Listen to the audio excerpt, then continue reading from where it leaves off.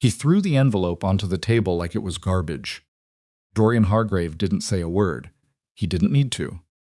The way he tossed that leather satchel of legal papers across Elowen's kitchen table, the one her father had built by hand, said everything about what kind of man he was. Papers fanned out across the wood, numbers, deadlines. A mortgage figure that made the room feel smaller. "Sign before the week is out," Dorian said, smoothing his coat like he'd just done her a favor. "Or the bank takes everything your father spent 30 years building." Elowen didn't move, and from the doorway, Silas Rourke watched a man try to crush a woman with paperwork and felt his hands curl into fists at his sides. If you've ever watched someone you care about get backed into a corner and felt completely powerless to stop it, this story is for you. If you've ever stayed silent when you should have spoken, or walked away when you should have stayed, you need to hear what happens next. Before we go any further, if this is your first time here, please take a moment to subscribe to this channel and hit that notification bell. Stories like this one take everything we have to bring to life, and your support means we can keep telling them. Drop a comment below and tell me what city or country you're watching from. I want to see how far this story has traveled. And if it moves you, leave a like. It truly makes a difference. Now let's go back to where it all began. Wyoming Territory, winter, 1887. Silas Rourke rode into the Red Willow Ranch on a Tuesday morning with $43 in his coat pocket, a saddle that had seen better decades, and absolutely no intention of staying past April. He was 40 years old. He had worked ranches in Montana, Colorado, Kansas, and places that didn't even deserve a name on a map. He had never owned a piece of land, never planted a garden, never stayed in one place long enough to watch a tree he'd planted grow taller than his knee. That was not an accident. People who stay get comfortable. People who get comfortable start to believe they belong somewhere. And Silas had learned young and painfully that believing you belong somewhere is the fastest way to get your heart torn out when you have to leave. So he kept moving, season to season, ranch to ranch. He was good at it, good at the work, good at disappearing before anyone could get attached, good at convincing himself that the road ahead was always more honest than the place behind him.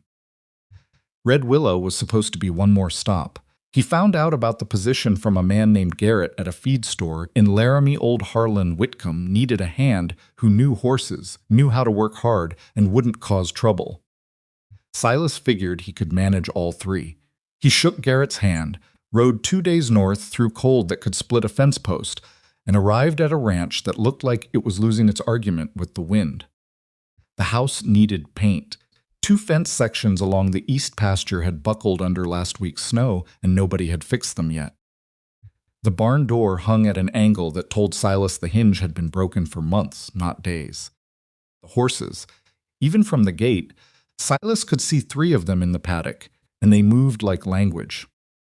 One gray mare in particular, pale as birchwood, with a temper you could read from 50 yards, paced the fence line with the kind of energy that made most men nervous. Silas watched her and felt something loosen behind his ribs. He had always understood horses better than people. They didn't lie to you. They didn't hide their fear behind good manners. They told you exactly where they stood, and if you were patient enough to listen, they would eventually tell you everything else too. Harlan Whitcomb met him at the gate.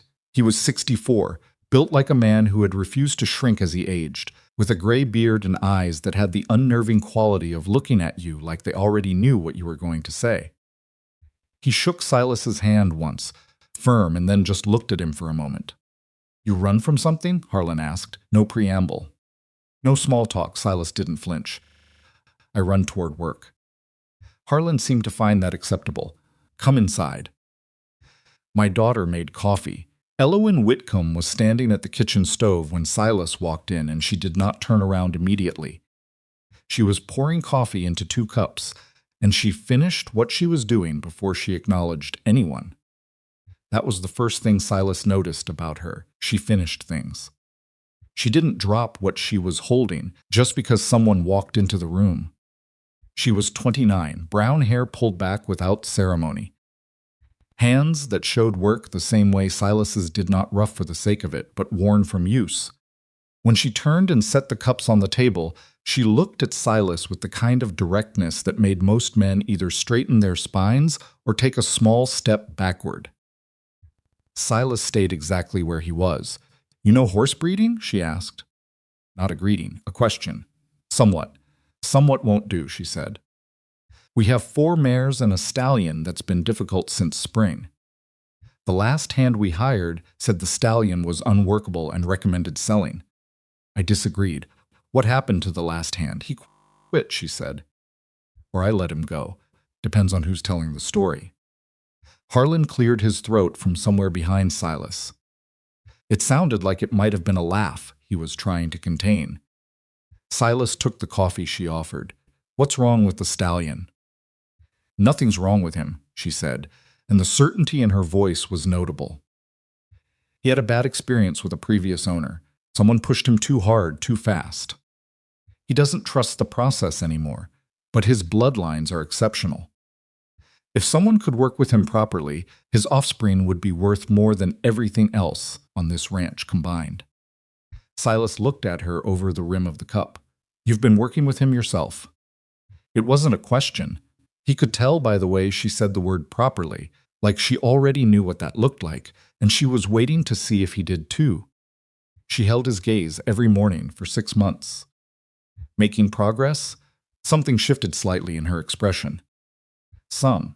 That single word told him more than a paragraph would have. She had made real progress and didn't want to oversell it. That kind of honesty was rarer than he expected. Harlan hired him that afternoon. $40 a month, a bunk in the small room off the barn, and meals if he was present when they were served. Silas said yes, told himself it was just one season, and shook the old man's hand for the second time that day. He was not prepared for what the next 3 months would look like. The work was hard in the specific way that honest ranch work always is. It started before light and ended after dark, and the cold that winter had a personality of its own, the kind that got inside your coat and stayed. Silas fixed the fence sections. He repaired the barn hinge. He rebuilt the water system in the second paddock that had been freezing over and costing them time every morning. And he worked with the gray stallion. His name was Absalom, which Silas privately thought was too grand a name for any horse, but the animal more or less lived up to it. Absalom was difficult in the way that intelligent creatures are difficult, not vicious, not unpredictable, but watchful. He would let you get close, let you think you'd earned something, and then decide abruptly that he'd given you enough for one day. Silas understood that particular temperament better than he would have liked to admit. He spent the first 2 weeks doing almost nothing with Absalom except being present. He would go into the paddock with the horse and just exist there. Not approaching, not making demands, just being another thing in the space. Elowen watched this from the fence rail several mornings in a row without comment. On the 3rd morning, she climbed down and stood beside him. "You're not doing anything," she said. "Not yet. Most men would have started with the halter by now." "Most men would have confirmed what the last hand thought," Silas said. "That he was unworkable." She was quiet for a moment. "Then what do you think?" Silas watched Absalom pace the far end of the paddock, head high, ears moving like antennas. "I think he's been asked to trust people who didn't deserve it. And he's smart enough to remember that." Elowen looked at the horse for a long moment. "How do you fix something like that?" "You don't fix it," Silas said. "You just become someone who's worth trusting, and you wait." He felt her look at him then, not at the horse. He kept his eyes forward. November came and brought the kind of cold that changed the ranch's daily rhythm into something more about survival than progress. 3 of their 4 mares were pregnant, and the warmth in the barn became a daily negotiation with fire and body heat and wind that found every gap in the boards. Silas stopped thinking about April. He didn't announce this. He didn't write it anywhere. He just noticed one morning, putting on his coat before sunrise, that he wasn't counting days anymore. He was thinking about the mares, about the east pasture fence that would need reinforcement before the next thaw. about whether Elowen had noticed that the roan mare was favoring her left foreleg. He told himself this was just the work talking. That was a lie he was comfortable with for a while. Harlan had a cough that started in October and didn't leave. Silas noticed it. Elowen noticed it more. He could see it in the way she watched her father at supper. The slight tension around her eyes when Harlan waved off her concern with the automatic dismissiveness of a man who had decided he was not going to be sick and therefore was not going to discuss it. One evening Silas was coming in from the barn late when he heard them through the kitchen wall. "It's nothing," Harlan said. "Papa, just that." The way she said it, flat and scared and tired of being told not to worry, was something Silas felt more than heard. "I've got things to handle," Harlan said. "I need time." "You need a doctor." Silence. Then the sound of a chair scraping back and footsteps and a door not quite slamming, the sound of a man removing himself from a conversation he didn't want to finish. Silas stood still in the dark outside the kitchen for a moment. Then he went to the barn and stayed there until the lamp in the kitchen went out. December 14th, Harlan Whitcomb died in his sleep. The doctor from town said it was his heart. Silas would later think that wasn't entirely wrong, but maybe not in the way the doctor meant it. Harlan had spent 30 years building something in soil that didn't make it easy, loving a ranch that cost more than it gave back most years, raising a daughter alone after his wife passed when Elowen was 11. A man could run out of a certain kind of fuel without anyone being able to see it going empty. The morning after Harlan died, Silas found Elowen in the barn. She was sitting on an overturned feed bucket in Absalom's stall, and the gray stallion that had spent 2 months refusing to let anyone within arm's reach was standing directly beside her, not moving, his head lowered near her shoulder. He wasn't doing anything. He was just there. Silas stood at the stall door and didn't say anything. After a while, Elowen said, without looking up, "He finally trusted me enough to stand still." Silas didn't know if she meant the horse. He didn't ask. What he did was turn around, go to the house, start a fire in the stove, heat water, and make coffee so that when she eventually came in from the cold, there would be something warm waiting. It was not a grand gesture. It was just the next thing to do. But Elowen Whitcomb walked into that kitchen 15 minutes later, saw the coffee, and sat down at the table and pressed both hands around the cup and didn't say a word. Silas sat across from her and also didn't say a word, and they sat that way until the light outside changed. That was the morning, though neither of them could have named it at the time, when Red Willow stopped being a place Silas was passing through. 3 weeks after Harlan's funeral, the lawyer came. Elowen had known her father carried debt. Most ranches did, but the number the lawyer laid out on that same kitchen table was different from what she'd imagined. The mortgage was larger than she knew. The payment schedule Harlan had negotiated privately with the bank assumed a level of annual income they hadn't reached in 2 years. There were back interest amounts. There were fees. Elowen sat very still through the entire meeting. She asked 2 questions, both precise. She thanked the lawyer when he left, and then she sat at the table alone for 10 minutes before Silas came in from outside. She told him the number. He sat down. He didn't react with alarm because panicking was not useful information. He asked her what livestock they had, what the mares were worth when the foals came, what Absalom's stud value might be if they could get him to a point where they could advertise him. "You're staying," she said. "Not a question, not quite." "I didn't say that. You're doing math on our horses," she said. "That's staying." Silas looked at the table, then at her. "1 more season," he said, "until you're on your feet." Elowen looked at him for a moment with an expression he couldn't completely read, something between gratitude and the specific frustration of someone being offered slightly less than what they actually need. "All right," she said. 1 more season. They both knew on some level they weren't prepared to look at directly that the math of 1 more season had stopped adding up. But Wyoming winters are long and cold and full of work, and when you're trying to keep a struggling ranch from going under, and you're doing it beside someone who works as hard as you do and doesn't complain, and somehow always knows when to hand you the right tool before you've asked for it well. You stop counting seasons. You start counting mornings. 2 years is a long time to pretend you don't notice something. Silas had gotten good at it.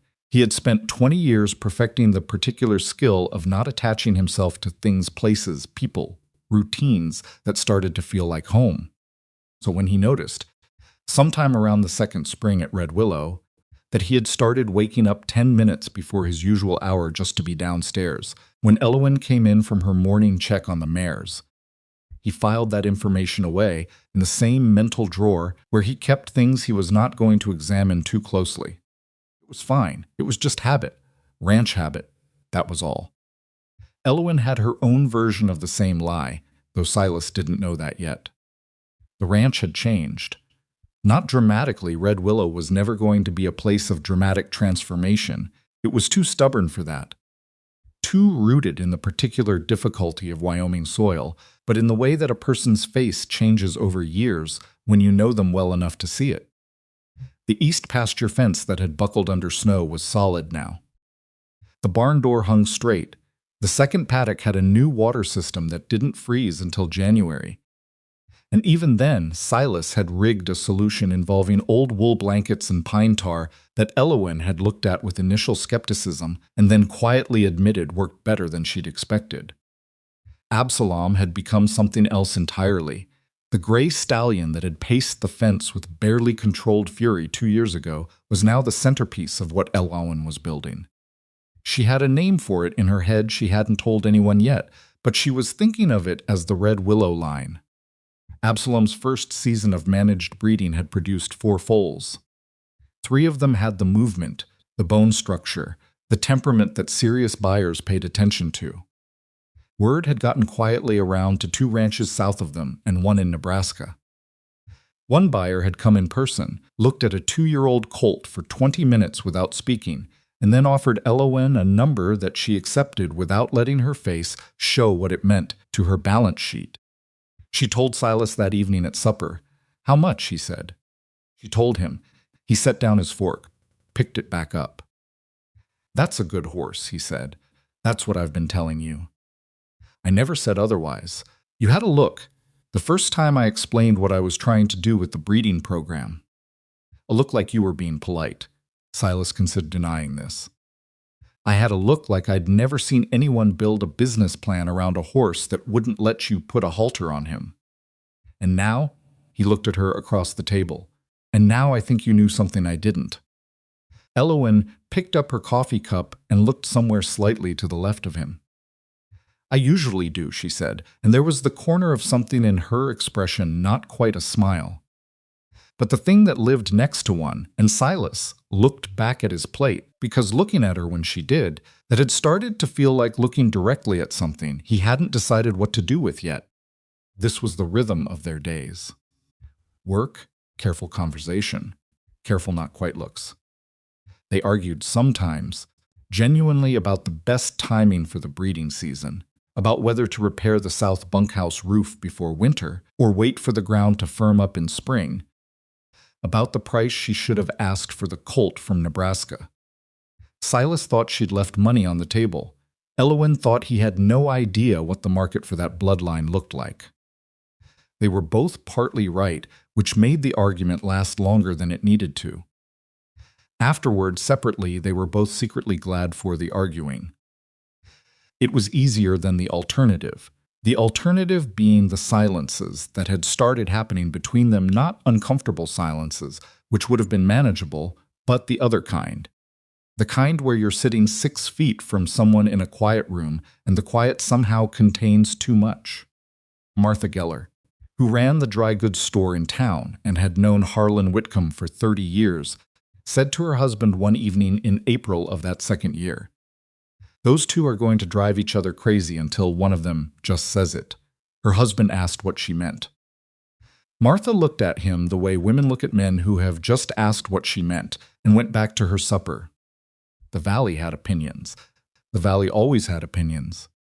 But the Valley was also 20 miles from Red Willow's kitchen table, and the people who lived in that kitchen were working with a different set of information, or rather, the same information, arranged into different shapes by fear. Silas told himself he was staying because the work wasn't finished. The mortgage was still real. The breeding program needed another year before it could sustain itself without his labor supplementing the cash flow. Elowen was not yet in a position where he could leave without it costing her something she couldn't recover from. These were all true things. They were also excellent reasons that happened to align perfectly with what he wanted, which made them easier to use and harder to look at honestly. Elowen told herself she was glad Silas had stayed because the ranch needed him, which was also true and also not the whole story. And on certain mornings when she came in from the barn before dawn and found the coffee already made, and a fire already started, and Silas already gone back out into the dark to check on a mare that had been restless the night before on those mornings, the incomplete truth felt heavier than usual. She had found the letter in November of the first year. She hadn't been looking for it. She'd been going through Harlan's desk, the old roll top in the corner of the sitting room that smelled like pipe tobacco and linseed oil, looking for the deed documents the lawyer had asked for. She found the deed.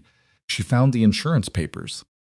She found in the back left drawer behind a tin box of old coins a sealed envelope with Silas Rourke written on the front in her father's handwriting.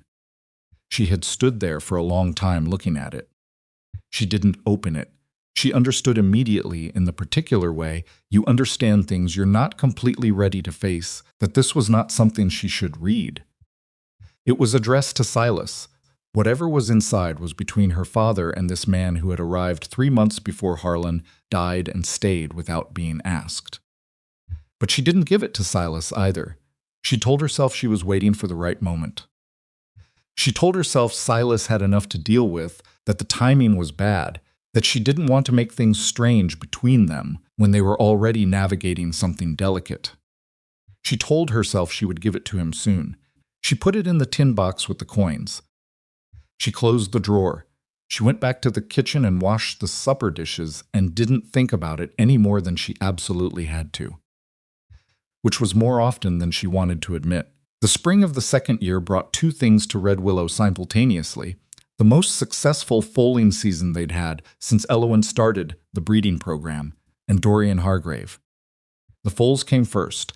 3 mares delivered in a span of 12 days, and all 3 foals came healthy, which was not a thing you took for granted, and Elowen didn't.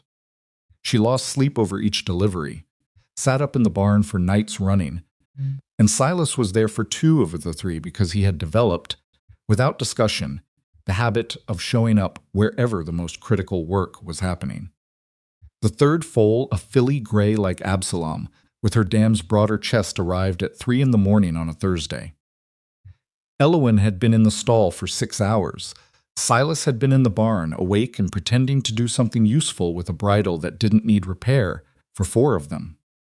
When it was over, and the filly was standing and nursing and the mare had settled, Elowen sat back against the stall boards and let out a long breath that had been waiting for several hours to come out. She looked exhausted in the specific way of someone who had been running on the fuel of necessity, and now that the necessity was resolved, the debt was coming due. Silas sat down across the stall from her on the hay. "She's good," he said, looking at the filly. "She's perfect," Elowen said, and then made a face that acknowledged the word. "Don't start. I didn't say anything. You were thinking that I get attached." "I was thinking," Silas said carefully, "that she's worth keeping an eye on." He paused. "She's got his movement already. You can see it even now. The way she carries her weight." Elowen looked at the filly for a moment. Then quietly, Papa would have loved her. The barn was very quiet after that.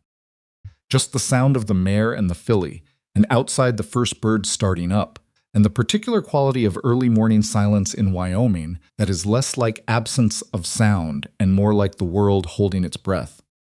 He would have named her something ridiculous, Silas said. Elowen laughed. It came out sudden and genuine and surprised her, the way grief sometimes ambushes you with its opposite when you're not expecting it. "He named that roan mare Duchess," she said, because she lifted her chin when she walked. "He said she had opinions about her status." "She did," Silas said. "She still does." They sat there for another few minutes. And it was one of those silences that had too much in it, and this time neither of them tried to fill it. Elowen's shoulder was resting against the wallboards, and her eyes were closed, and Silas watched her without meaning to, in the way that you watch something you've stopped pretending not to look at. He looked away before she opened her eyes. Dorian Hargrave arrived 10 days later. He came with a letter of introduction from a bank officer in Cheyenne, which in itself told you something about the kind of man he was, the kind who understood that credibility traveled better on paper than in person. The letter noted that Mr. Hargrave was a substantial cattle operator with interests in 3 counties, that he was exploring expansion opportunities in the northern part of the territory, and that he had expressed specific interest in Red Willow's horse breeding operation following a conversation with a buyer in Nebraska. He was 48, broad-shouldered, with the kind of surface charm that sits easily on a man who has never needed to develop anything deeper. His clothes were the clothes of someone who had money and wanted that fact understood without anything so vulgar as displaying it obviously. He shook Elowen's hand at the gate like he was meeting a business partner, looked around the property with the evaluating eye of a man who had already done the arithmetic and found the answer favorable, and said all the right things about Harlan's legacy and the impressive work she'd done with the breeding program. Silas was repairing the trough in the second paddock when Hargrave arrived, and he came over when he saw the unfamiliar horse at the gate. Dorian Hargrave looked at him the way that certain men look at other men they have decided are furniture. "This your hand?" Dorian asked Elowen. "This is Silas Rourke," Elowen said. "He manages the ranch operation." Dorian nodded in the way that means the information has been received and categorized, and the category is not a significant one. He extended his hand to Silas without looking away from Elowen. Silas shook it. "Good to have reliable help," Dorian said. To Elowen, as though Silas had already left. Silas set down his wrench and looked at Dorian Hargrave for one long moment. He did not say anything. Then he picked up at the wrench again and walked back to the trough. Elowen noticed. She noticed the way Dorian had said it, and she noticed the way Silas had taken the half-second before walking away. And something shifted slightly in her assessment of Dorian Hargrave that he would not have been aware of, and would have found puzzling if he had been. Dorian came back 3 times in the following 2 weeks.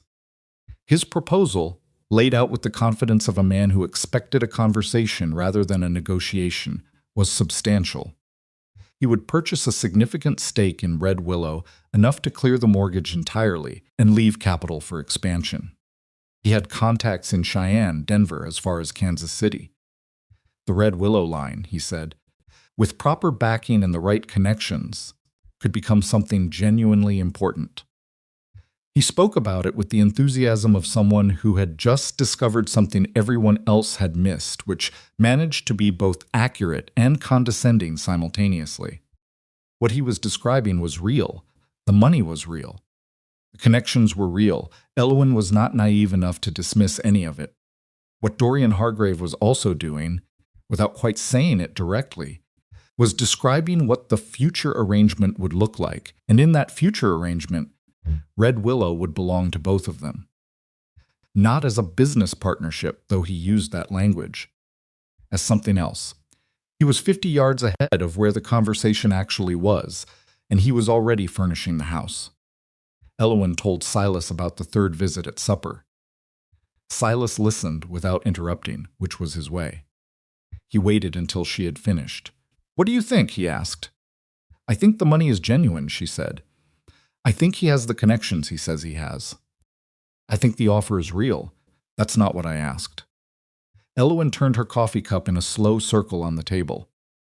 "I think he's used to getting what he wants," she said. "And I think in his mind, Red Willow and I are the same item on the list." Silas said nothing for a moment. "Are you going to take the offer?" "I don't know." Another silence. The fire in the stove clicked and settled. "If the money would save the ranch," Silas said, slowly, like he was working through it as he spoke, "that's not nothing." "That's not a small thing," Elowen looked at him. "No," she said. "It's not. Hargrave can give you things he stopped. Started again differently. He can offer a kind of security that doesn't depend on a breeding season going right or a foal being healthy. Silas, I'm just saying the math of it. I know the math, she said. I've been doing the math on this ranch since I was 16 years old, helping my father with the books. I don't need you to explain the math to me. The edge in her voice was sharper than she intended. Silas went quiet. She picked up her cup, found it empty, set it back down. I'm going to bed, she said. We've got a mare to check before first light. I'll do it, Silas said. I know you will, she said, and walked out of the kitchen. She lay awake for a long time that night, listening to the sound of him moving around in the barn through the window she'd left cracked against the stuffy air of the room. The soft sounds of someone checking on animals in the dark, the familiar pattern of it, the way she had come to know the difference between the sound of Silas in the barn and any other sound the ranch made at night. She lay there and thought about what he'd said he can offer a kind of security and turned it over looking for what was underneath it. He had said it like he was making a practical argument. She suspected he was making a different argument that he didn't have the right language for or was too careful to make directly. The question was which one scared her more. Dorian Hargrave did not pick up on subtlety. This was in a way useful, because it meant he didn't notice things he should have. But it also meant that when Silas was present during his fourth visit, standing near the paddock gate, not part of the conversation, but not pretending to be elsewhere, Dorian's management of the situation had a particular quality to it. Your man there, Dorian said, nodding toward Silas. He'd been with you long, 2 years, Elowen said. Very good. You'll want to keep him on, at least through the transition, Dorian said, in the same tone you'd use to discuss a piece of equipment. Someone who knows the horses is valuable. We'd make sure he's compensated fairly. Elowen kept her expression neutral. It cost her something. Silas isn't an employee I manage, she said carefully. He's my partner in running this operation. Dorian looked at her. Then at Silas, his expression shifted in a way that was very small and not very kind. Right, he said. Of course. Later, when Dorian had ridden out and the sound of his horse had faded down the road, Silas said nothing. He had been coiling rope near the fence, and he kept coiling it. Elowen waited. He's not wrong, Silas said finally, without looking up. About what he can offer. He was talking about you like you were the barn cat, Elowen said. Men like that talk about everyone like that. He pulled the coil tight. Doesn't make the offer wrong. Silas, look at me. He did. And there it was again. Whatever lived in his face when he looked at her, that he thought he was better at hiding than he was. The thing that made conversations like this one harder than they should have been. I'm not going to take Dorian Hargrave's money, she said. Not because I can't use it, because I know what comes with it. Silas held her gaze for a moment. You should think about it, he said. For the ranch, I am thinking about it. I'm thinking about all of it. She picked up one end of the fence rail he'd been about to lift. Now help me with this. He took the other end. They walked the rail to the post and fitted it without speaking, and in the work the conversation was set aside but not finished, which both of them knew and neither acknowledged. The fifth visit was the one that changed things. Dorian Hargrave arrived without sending a word first, which was the first sign that something in his patience had shifted. He had a man with him, not a ranch hand, a different kind of man, dressed well enough to be from a bank or a law office. He didn't come to the gate. He walked directly to the house and knocked. Elowen answered the door. Silas was visible in the background, at the kitchen table with a water pump mechanism he'd been rebuilding, and Dorian's eyes found him before settling on Elowen with a kind of deliberate recalibration. I have a timeline, Dorian said. He stepped inside without being invited. The second man waited on the porch. The banknote I mentioned, I've spoken with the holder. There's a window for clearing the mortgage at a reduced settlement figure, but it closes in 60 days. He set his hat on the kitchen table, next to Silas's pump parts. I need an answer, Elowen. It was the first time he'd used her name without a courtesy in front of it. Silas noticed. Elowen noticed that Silas noticed. You need an answer, she said. The offer stands as I described it. full mortgage clearance, operating capital for the next 2 years, and my name beside yours on the deed. He glanced at the kitchen, at the modest familiarity of it, at Silas sitting there. You've done remarkable things here on your own, but there are limits to what you can accomplish without. I'm not on my own, Elowen said. The room went very still. Dorian looked at her, then at Silas. Silas did not look up from the pump mechanism, but the particular quality of his stillness was the kind that is not the same as not listening. No, Dorian said slowly. I suppose you have help. The word came out with a weight on it that wasn't accidental. Good help is valuable, but help isn't the same as a future, Elowen. It's not the same as real security. Funny, Elowen said. My help has been here for 2 years and hasn't once suggested he knows what I need better than I do. Dorian smiled. It didn't reach very far. 60 days, he said. Picked up his hat. Think carefully. He walked out. The door closed. Silas set down the pump part he'd been holding. He did it slowly, precisely, in the careful way of someone managing what they do with their hands. He's not wrong about the timeline, Silas said. I know he's not. 60 days is real. The banknote is real, Silas. I've been looking at the books, he said. The breeding income this year has been the best yet, but we're still 2 seasons out from being where we need to be. Maybe 3 if we have a bad foaling. Elowen turned to face him fully. What are you saying? He met her eyes. His face was very careful. I'm saying Hargrave's money would solve something real. And what do you get out of that? She said. It came out quieter than she intended, which made it worse. He didn't answer right away. When he did, his voice was level and deliberate in the way that meant he was working to keep it that way. I get to know the ranch is safe, and you. What do you get? Longer pause this time. I get to know I didn't stay in the way of something that was better for you. The kitchen was very quiet. Outside, Dorian Hargrave's horse moved down the road, and the sound faded until there was nothing left but the wind in the pasture grass and the faint sound of Absalom pacing his paddock, the way he still did sometimes when the light changed in a way he didn't like.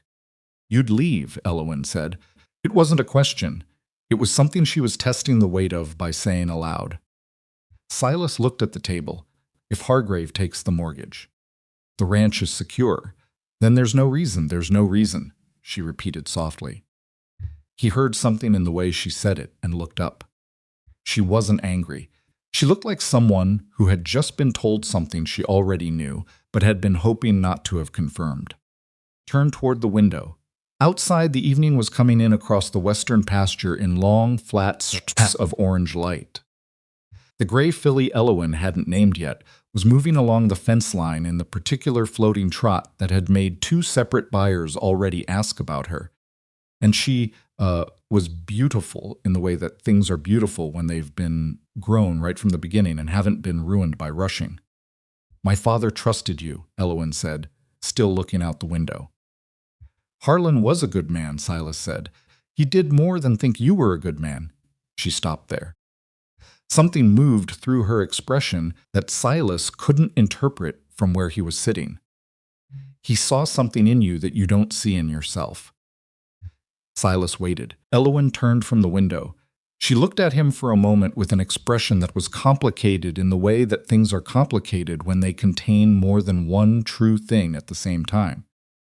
I'm tired, she said. I'll look at the books in the morning. She went upstairs. Silas sat at the kitchen table for a long time with the pump mechanism in front of him and didn't work on it. In the weeks that followed, something shifted at Red Willow in the way that things shift in a room when the barometric pressure changes nothing visible, nothing you could point to, but a quality in the air that was different from before. Dorian came twice more, both times formally, both times with the manner of a man who had decided the outcome and was managing a timeline. He was careful around Silas in a deliberate way, the kind of careful that was its own form of dismissal, acknowledging the inconvenience of his presence by not acknowledging him directly. The second-to-last visit, Dorian said something to Elowen at the gate that Silas heard from 10 feet away. A woman in your position, Dorian said, needs to be practical. You've got loyalty to people who've helped you that's admirable. but loyalty to a drifter who'll move on the moment a better position comes up isn't a financial strategy. Elowen's response was immediate, and it was cold. "Don't," she said. "One word. I'm speaking practically. Then speak practically about something else," she said. "Or we're done with this conversation." Dorian absorbed this. His jaw moved once. Then he said he'd be back at the end of the week for her answer, and he rode out. Elowen turned around, and Silas was standing behind her, and their eyes met, and she said nothing, and he said nothing, and then she walked past him toward the barn. He stood at the gate and watched her go. What Dorian had said, a drifter who'll move on the moment a better position comes up, sat in Silas's chest in a different place than Dorian had intended it to sit. Because Dorian had said it as an insult, but it was also, stripped of the contempt, just a description. A drifter, a man who moved on. That was what Silas had been for 20 years.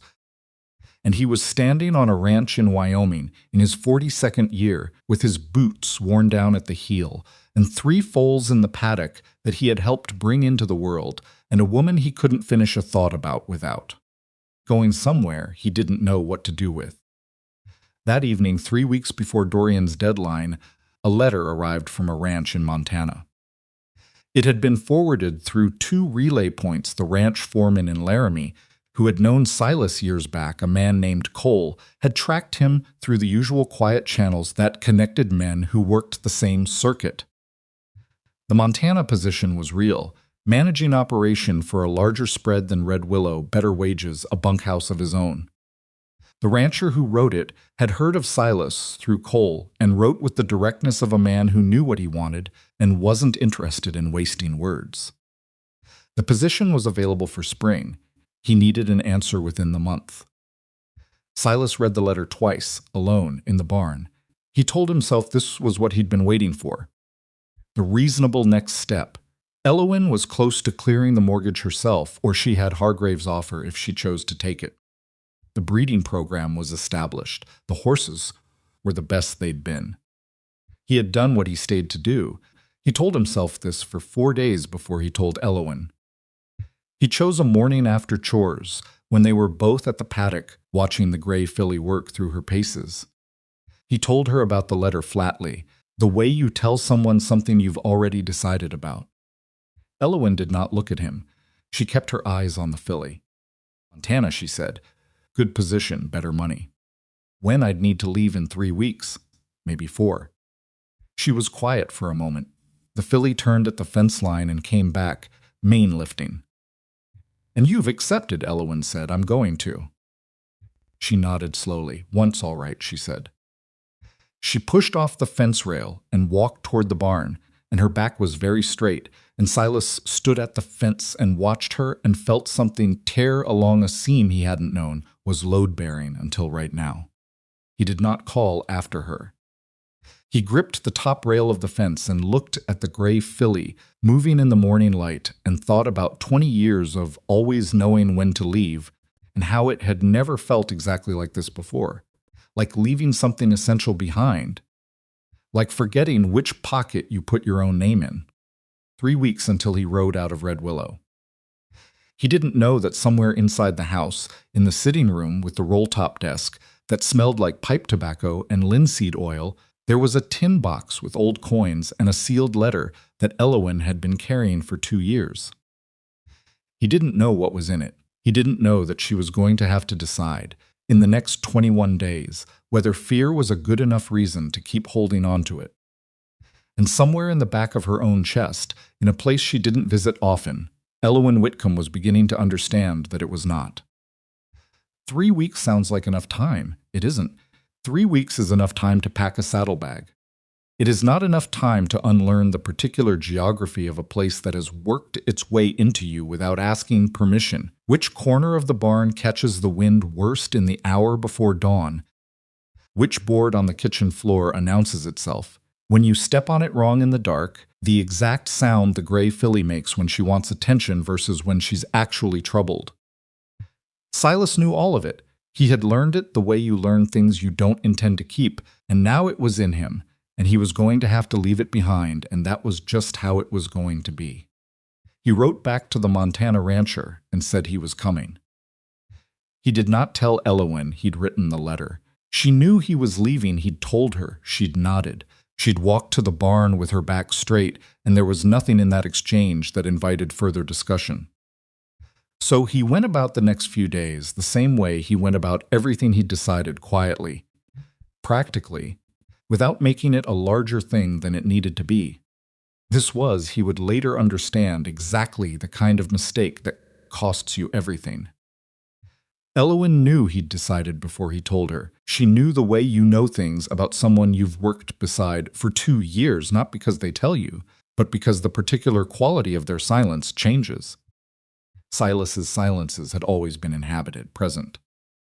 Even when he said nothing, there was a kind of attentiveness in him that was its own form of company. In the 3 weeks after he told her about Montana, his silences were different.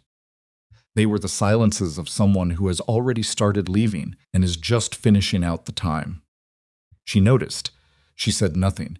She went to the roll-top desk twice that first week. Opened the drawer, looked at the tin box, closed the drawer. The third time she opened the drawer. She took the tin box out and sat with it on her lap for a long time in Harlan's chair, in the room that still smelled faintly like him even after 2 years, and she turned the sealed envelope over in her hands without opening it. Her father's handwriting on the front, Silas Rourke. The letters were careful. Deliberate Harlan had not been a man given to casual gestures, and he had not been writing this in haste. Put it back, closed the lid, closed the drawer. Dorian Hargrave arrived for his final answer on a Thursday morning. He came earlier than Elowen expected, before the second feeding, and he came with a different energy than his previous visits, less performing patience, more arriving at a conclusion he'd already reached. He tied his horse at the gate and walked toward the house, and Silas was coming from the barn with 2 buckets, and they passed within 15 feet of each other, and Dorian did not look at him. Elowen met Dorian at the door. The 60 days, he said. I know. I need your answer. She stepped back from the door. He came inside. The kitchen was the kitchen work table. 2 chairs. The stove that needed the left burner adjusted because it ran hot. The particular morning smell of coffee and cold air coming in under the door gap. Dorian looked around it briefly, with the expression of a man taking inventory. Sit down, Elowen said. He did. She poured coffee 1 cup for him and set it down and stood on the other side of the table. I've thought about everything you've said, she began. Good. He wrapped both hands around the cup. Then you understand. Let me finish. He stopped. Your offer is real, she said. The money is real. The connections you have are real. And what you're describing for the breeding program isn't wrong. It could work with that kind of backing. She paused. But I'm not going to take it. Dorian set down the cup. Slowly. You're telling me no, he said. I'm telling you no. He looked at her for a long moment. Then he looked toward the window, toward the paddock visible through the glass, where Absalom was moving through his morning pacing, that contained and powerful stride that 2 years ago had looked like anger and now looked like authority. When Dorian looked back at Elowen, something in his surface had shifted. Performed patience was gone. This is about Rourke, he said. This is about my ranch, she said. Elowen. He said it the way he'd said it before, first name, no courtesy, the assumption of a familiarity she had never offered him. A woman in your situation, with the debt you're carrying, and 1 good breeding season standing between you and the bank knocking on this door, cannot afford to make decisions based on. Based on what? She said. Based on sentiment. He said it carefully, the way you say a word when you mean a different one. Rourke is leaving, you know. He's already made that decision. Montana, I understand. She kept her face still. She didn't ask how he knew. Men like Dorian always knew. They paid for information the way other people paid for groceries as a routine expense of operating in the world. So whatever you're protecting, Dorian continued, whatever you think is here, it's already walking out the door. And when it's gone, you're going to be sitting in this kitchen with a mortgage you can't clear, and a horse operation that needs 3 more good years before it stands on its own. And you're going to remember that I was here offering you a solution, and you said no. The kitchen was quiet except for the stove and the wind outside. I might, Elowen said. That might happen exactly the way you're describing it. She picked up her own cup. But I'd still be the person who made her own choice. And this ranch would still be mine. She met his eyes. That's worth something to me that I don't think you can price. Dorian stood up. He did it without hurry, the way a man stands up when he's controlled the gesture and decided what it will mean. He picked up his hat from the table. You're making a mistake, he said. Probably, she said. I've made them before. He walked to the door. He paused with his hand on the frame and looked back at her with an expression that had lost all the performance and was just calculation. When Rourke is gone and you're alone with a ranch you can't sustain, my offer won't still be on the table. I understand, she said. He left. She stood at the window and watched him mount and ride out, and she waited until he'd cleared the first ridge before she let out the breath she'd been holding. Then she sat down at the kitchen table in the chair Dorian had just vacated and put her hands flat on the wood and looked at them. She heard the barn door and then Silas's boots on the porch, and then he was in the kitchen doorway, looking at her. He's gone, she said. I said no. Silas was quiet for a moment. What are you going to do about the mortgage? What I've been doing, she said. Work. He came in and sat down across from her. Same as always. Same 2 chairs. Same table. He looked at the window where the dust from Dorian's horse was still settling in the road, and then he looked at Elowen, and there was something in his face that he was visibly not saying. You didn't have to do that, he said finally. Turn him down for the ranch's sake. I know, the ranch's sake would have said, take the money. Yes, she said. It would have. He looked at her. She looked at the table. The kitchen held the particular specific weight of 2 people not finishing a sentence. Elowen, don't, she said, quietly, not sharp, whatever you're about to say. Don't say it as a reason to leave easier. His mouth closed. The morning light came through the window and landed on the table between them, and they sat in it for a while, not speaking. And Silas had his hands around a cup of coffee he wasn't drinking, and Elowen had her hands flat on the table, and neither of them moved. And outside Absalom had stopped pacing and was standing at the paddock fence, watching the road where Dorian Hargrave had gone. In the days after Dorian's final visit, something in Silas went very quiet in a way that was different from his usual quiet. He worked. He worked the way he always worked thoroughly, without wasted motion, starting before light and going until the light was gone. But there was something mechanical in it now that hadn't been there before, the efficiency of a man clearing a list rather than doing work he's invested in. He fixed 2 things that had been on the back burner for months. He reorganized the tack room with a methodical thoroughness that told Elowen he was thinking about who would need to find things after he'd gone. She watched all of this and said nothing. She went to the drawer 3 more times. Twice she took out the tin box and held the envelope and put it back. The 3rd time she opened the envelope. She stood at Harlan's desk with the letter in her hands for a long time after she'd read it. Then she folded it carefully back along the original crease marks and put it in the envelope and held the envelope against her chest for a moment with her eyes closed. She didn't put it back.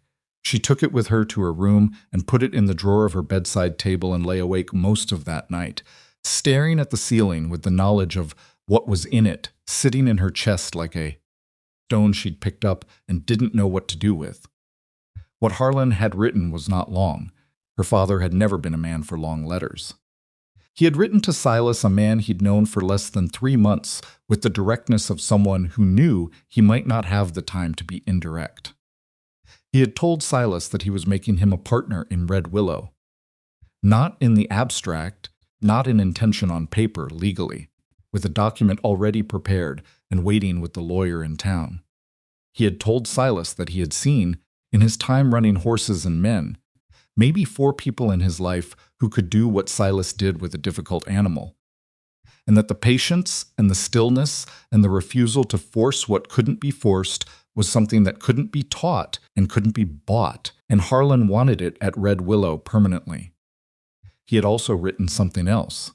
He had written, "I have eyes, Silas, And I am not blind, and neither are you, though you are both working very hard at it. My daughter is not a woman who loves easily. She has her mother's stubbornness and my bad habit of keeping important things to myself. But she looks at you in a way she doesn't know she's doing, and you look at her the same way when you think nobody's watching.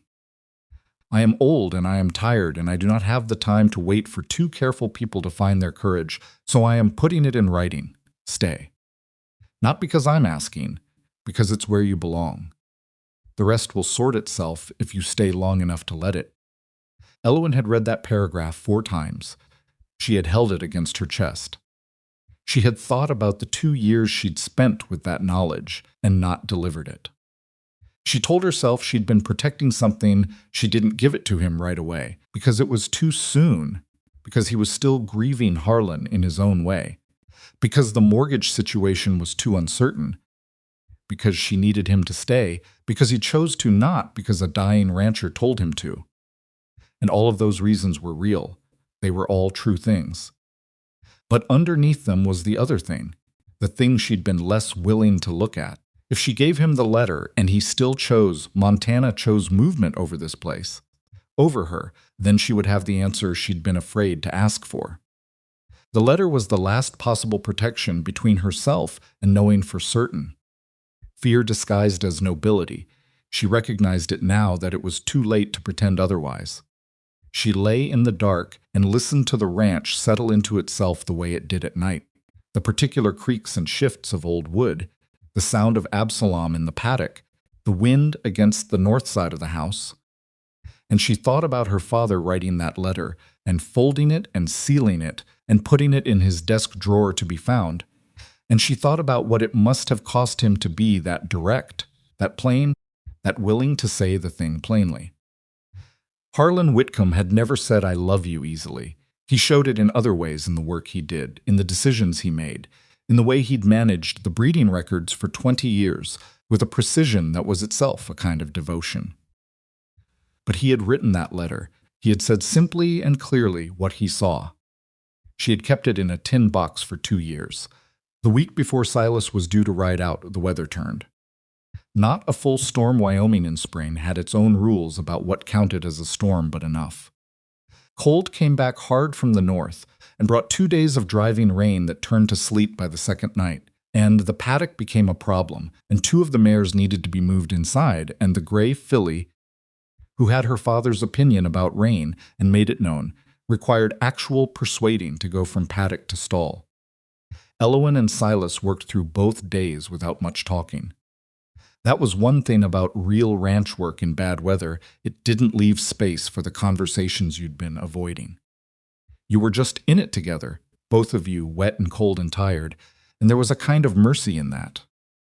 The work reduced everything to its necessary elements. The second night, past 11, they'd gotten the last of the horses settled. They came back to the house and stood in the kitchen dripping on the floor, and Elowen put water on for coffee. And Silas sat down at the table and pulled off his wet coat, and they were both too tired to manage anything but what was immediate. Elowen set the cups down. She sat, she wrapped her hands around the cup. 6 days, she said. Silas looked at the cup. Yeah. You've talked to the Montana rancher. Wrote him. When do you need to leave to make the timing? He was quiet for a moment. Monday. I can do Monday. Monday was 5 days. Elowen nodded. They drank their coffee in the silence that had too much in it, the kind she'd been sitting in for 2 years, the kind she'd convinced herself was sustainable. Outside the sleet had finally stopped, and the quiet left behind was the particular quiet of cold air and wet ground and nothing moving. Silas, she said. He looked at her. My father, she stopped. Tried again. Before he died, he did something I didn't tell you about. Silas waited. He left something for you. She watched his face. A letter. I found it in his desk the month after he passed. In the drawer, in the back. Something shifted in Silas's expression. Slow like ice moving, you found a letter. Yes. Addressed to me. Yes. He set his cup down. He did it carefully. When? He said. And it was barely a question, more like a word placed into space between them to see what came back. November, she said. The 1st November, about 3 weeks after the funeral. Kitchen was completely still. Silas looked at her for a long time. Then he looked at the table, then at the window, at the dark outside. Something was working through him that she could see without being able to name all its parts. Shock, and something harder than shock, and underneath both of those, something else she couldn't read yet. 2 years, he said. Yes, you've had it for 2 years. Yes. He stood up. He didn't say anything. He walked to the window and stood with his back to her, one hand on the frame, looking out at the dark. Elowen waited. Why, he said finally, just the one word. Flat. Careful, the way he'd learned to keep things flat and careful when they threatened to be otherwise. She had thought about this moment many times in the last 2 years. She had rehearsed various versions of her answer. All of them sounded reasonable when she ran them in her head. Standing in the kitchen now with Silas 3 feet away and his back to her, none of them felt sufficient. At first, she said, because it was too soon. You were still adjusting. We had the mortgage situation. I didn't want to. I told myself the timing wasn't right. She paused. Then because I needed you to stay because you wanted to. Not because my father asked you to. He didn't turn around. And then she said, and this part was harder, because I was afraid. Of what? Of giving you the letter and watching you leave anyway. She heard herself say it out loud for the first time, and it sounded both smaller and larger than it had in her head. If you had the letter and you still chose to go, then I'd know that it wasn't enough. That I wasn't enough, and I couldn't. She stopped. I couldn't know that for certain and keep going the way I was going. Silas turned around. His face was not an easy thing to look at right now. It had the particular quality of someone who has been handed information that restructures something they thought they understood, and the restructuring hasn't finished yet, and the face is showing all of it. Where is it? He said. Elowen got up. She went upstairs. She came back down with the envelope. She held it out to him. He took it. He looked at her handwriting. No, Harlan's handwriting. His name on the front in the careful, deliberate letters she'd memorized over 2 years of looking at it and putting it back. He turned it over. The seal was intact. She hadn't opened it. She hadn't needed to open it. The lawyer had told her about the partnership document separately, but she hadn't known the rest. Hadn't known the paragraph that had kept her awake last night until she'd finally opened it 4 days ago. She watched him open it now. He unfolded the single page.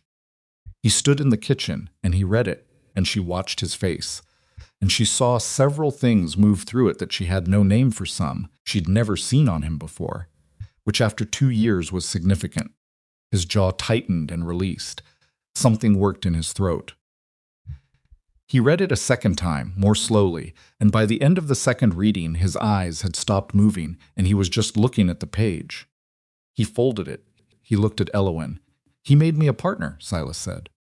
Yes, the document is with the lawyer. It's legal. She paused.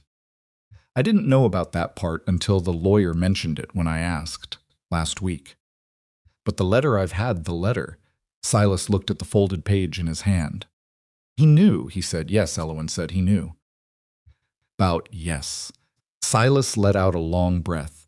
He walked back to the table and sat down heavily, the way that large men sit when something has taken the structure out of their posture. He put the letter on the table and looked at it. He wrote this, Silas said, when he was sick. When he knew.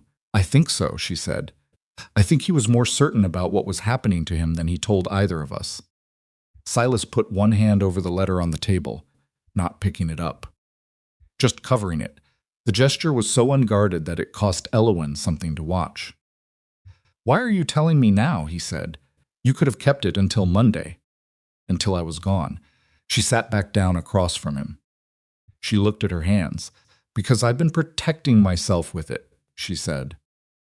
For 2 years I told myself I was protecting you, or the right moment, or some idea of what staying should mean.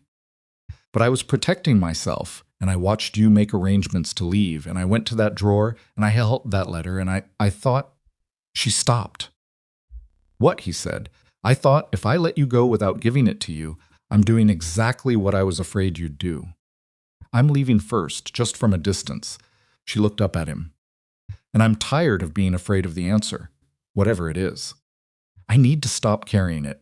The kitchen was very still. Silas looked at her across the table with an expression she had never seen on him in 2 years. Not the careful managed face, not the deliberately neutral working expression, not even the one he wore in rare moments of open feeling. This was something underneath all of those, something that had been under all of them the whole time, she suspected, and was only surfacing now because the weight of the evening had finally pressed it through. "Elowen," he said. "Don't," she said, because she could hear in the one word the shape of what was coming, and she needed to say her piece before it arrived. "Don't say something because of the letter. Don't stay because Harlan asked you to." "I mean it. If that's the reason, it's not the reason," he said. She stopped. He looked at the letter on the table. "Your father knew what he was seeing," he said. "He wasn't wrong." He looked up. "But knowing what he saw doesn't change what I'm going to say." Elowen held very still. "I wrote Montana," Silas said. "I told myself it was the right thing, the practical thing. That you'd be better off with Hargrave's money, or without me in the way, or—" He stopped. Restarted. "I have been finding reasons to leave since before I got here, Elowen. It's what I do. It's what I'm good at. I find the reason, and I go and I tell myself it was the right call." He pressed his hand flat on the letter. "And every reason I found for leaving here has been true. And none of them have been the real one." She didn't speak. "The real one," he said, "is that I don't know what to do with staying. I never have. My mother left when I was 7, and my father chased work until it killed him, and I decided young that the safest place is the next place, because you can't lose what you haven't kept." He said it plainly, without drama, the way someone says a thing they've known for a long time and have been trying to avoid. "I looked at you, and at this ranch, and at what we've built here, and I thought if I stay and it goes wrong, that's a thing I won't recover from. So I made it go wrong first by leaving." His jaw moved. "That is a coward's math, and I have been doing it my whole life." The silence that followed was not the heavy kind. It was the other kind, the kind that arrives when something true has finally been said, and the room needs a moment to hold it. Elowen looked at him across the table. The man who had been here for 2 years, who'd started the fire before dawn, who'd sat in Absalom's paddock for 2 weeks doing nothing except being present enough to be trusted, who'd fixed every broken thing on this ranch, and some broken things she hadn't known needed fixing until they were already fixed. "You're still leaving Monday," she said. It was not quite a question. Silas looked at the letter under his hand, then at her. "I don't know what I'm doing Monday," he said. "I know what I was planning. And I know what's sitting in front of me right now that I didn't know this morning." She nodded. "Slowly, he started. "I know," she said. "Think it's all right." Outside, the last of the sleet had completely stopped, and the night was very quiet in the way. Wyoming nights are quiet after weather, the kind of silence that is also a beginning. The world after a thing has passed through it, and everything is still and waiting to see what comes next. Silas sat at the kitchen table with his hand on his father figure's letter and looked at the woman across from him who had kept it for 2 years out of the same fear that had been chasing him for 20. And something in the arithmetic of that was almost too much to sit with. Not because it was hopeless, because it wasn't. Elowen stood up. She picked up the cups and took them to the basin. She washed them with her back to him, the sound of water in her hands, the ordinary domestic sound of it. 2 people at the end of a long day in a kitchen that had held 10,000 versions of this same scene. "The gray filly needs to be checked before 6, she said. Her leg was swollen this morning before the rain. "I'll do it," Silas said. She nodded. She dried her hands. She turned around and looked at him once, just once, with an expression that contained everything she wasn't going to say tonight, because tonight had already held enough, and went upstairs. Silas sat alone at the kitchen table with Harlan Whitcomb's letter under his palm, and 5 days before Monday, and the knowledge that the reasons he'd built for leaving had just collapsed under him like a floor he'd been to, careful to test until it was too late to go around it. He didn't know yet what he was going to do, but he sat there a long time before he went to bed. He did not sleep. Silas lay in the bunk room off the barn, the same room he'd moved into the first week, the one with the single window that looked out toward the east pasture, and he stared at the ceiling and listened to the ranch settle into its nighttime sounds, and he did not sleep. The letter was on the small table beside the bunk. He'd read it 3 more times after Elowen went upstairs. Not because the words changed, but because he kept hoping his understanding of them would. It didn't. What Harlan had written was plain, and it was clear, and it was the kind of thing a man wrote when he had decided to stop being careful with his words because he didn't have enough time left to afford carefulness. And the plain, clear thing Harlan had written was that he had seen Silas truly not the drifter, not the hired hand, not the man who was good with horses and kept to himself and didn't cause trouble, but the thing underneath all of that. The part Silas had spent 20 years keeping in the interior where it wouldn't cause problems. And Harlan had trusted it, had built something on it, had signed a legal document at a lawyer's office in town and put it in a drawer and written a letter and sealed it and waited for his daughter to find it. The man had been dying, and he had spent some of that time making arrangements for Silas Rourke. Silas put his arm over his eyes and lay there in the dark and felt something work through his chest that he didn't have a good name for. It wasn't grief exactly, though grief was part of it. It was something closer to the feeling of being caught not in a bad thing, but in a true thing, which was somehow harder to sit with. He thought about what Elowen had said. I was protecting myself. And I watched you make arrangements to leave, and I thought if I let you go without giving it to you, I'm leaving first. Just from a distance. He had never heard his own behavior described from the outside before. Not accurately, not by someone who understood it well enough to name what it was. He had left places for 20 years and told himself various stories about why the work was done. The season was over. It was time to move on, and not one person in 20 years had looked at him and said, "You are running from the moment someone might ask you to stay, and you might not be enough." Elowen hadn't said it in those words, but what she'd said about herself was close enough to the same thing that he'd heard it anyway. 2 people. Same fear. Different directions. He lay there with that until the ceiling started going gray with the hour before dawn, and then he got up and put on his boots and coat and went to check on the gray filly. The filly's leg was better. The swelling had come down overnight with the cold, and she let him run his hand along it without complaint, which for her was practically affectionate. He stood in her stall for a few minutes longer than he needed to, his hand on her neck, and she turned her head and looked at him with the large sideways eye that horses use for examining things they haven't decided about yet. "I know," he said to her, which was not a thing he'd have said if anyone else had been present, but there was nobody else present, so.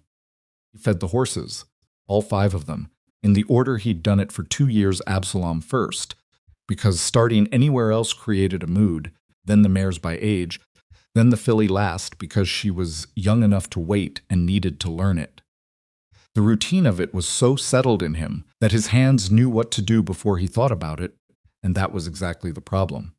That was the whole problem in one morning's feeding routine. He had become someone whose hands knew this place.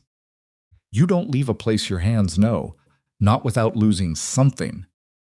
He was at the water trough when he heard the kitchen door and then Elowen's boots on the porch steps. He didn't turn around. He heard her cross the yard and stop somewhere behind him. "How's the leg?" she said. "Better. Swelling's down." A pause. "You didn't sleep." "No, neither did I."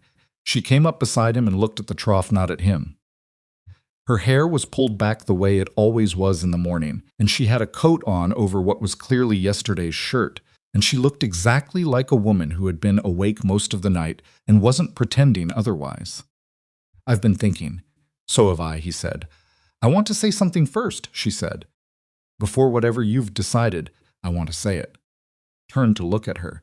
She was still looking at the trough. "What I did with the letter," she said, "was wrong.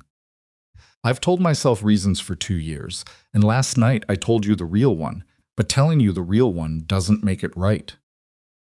I kept something that was yours, something my father meant for you to have." She paused. "I'm sorry. That's what I wanted to say first." Silas looked at her profile. The particular set of her jaw that meant she'd made peace with something difficult and was saying it anyway. "All right," he said. She looked at him. "That's it?" "What else is there? You already said what it was." "You already said why." He turned back to the trough. "I've spent 20 years doing my own version of the same thing. Running before I could be left.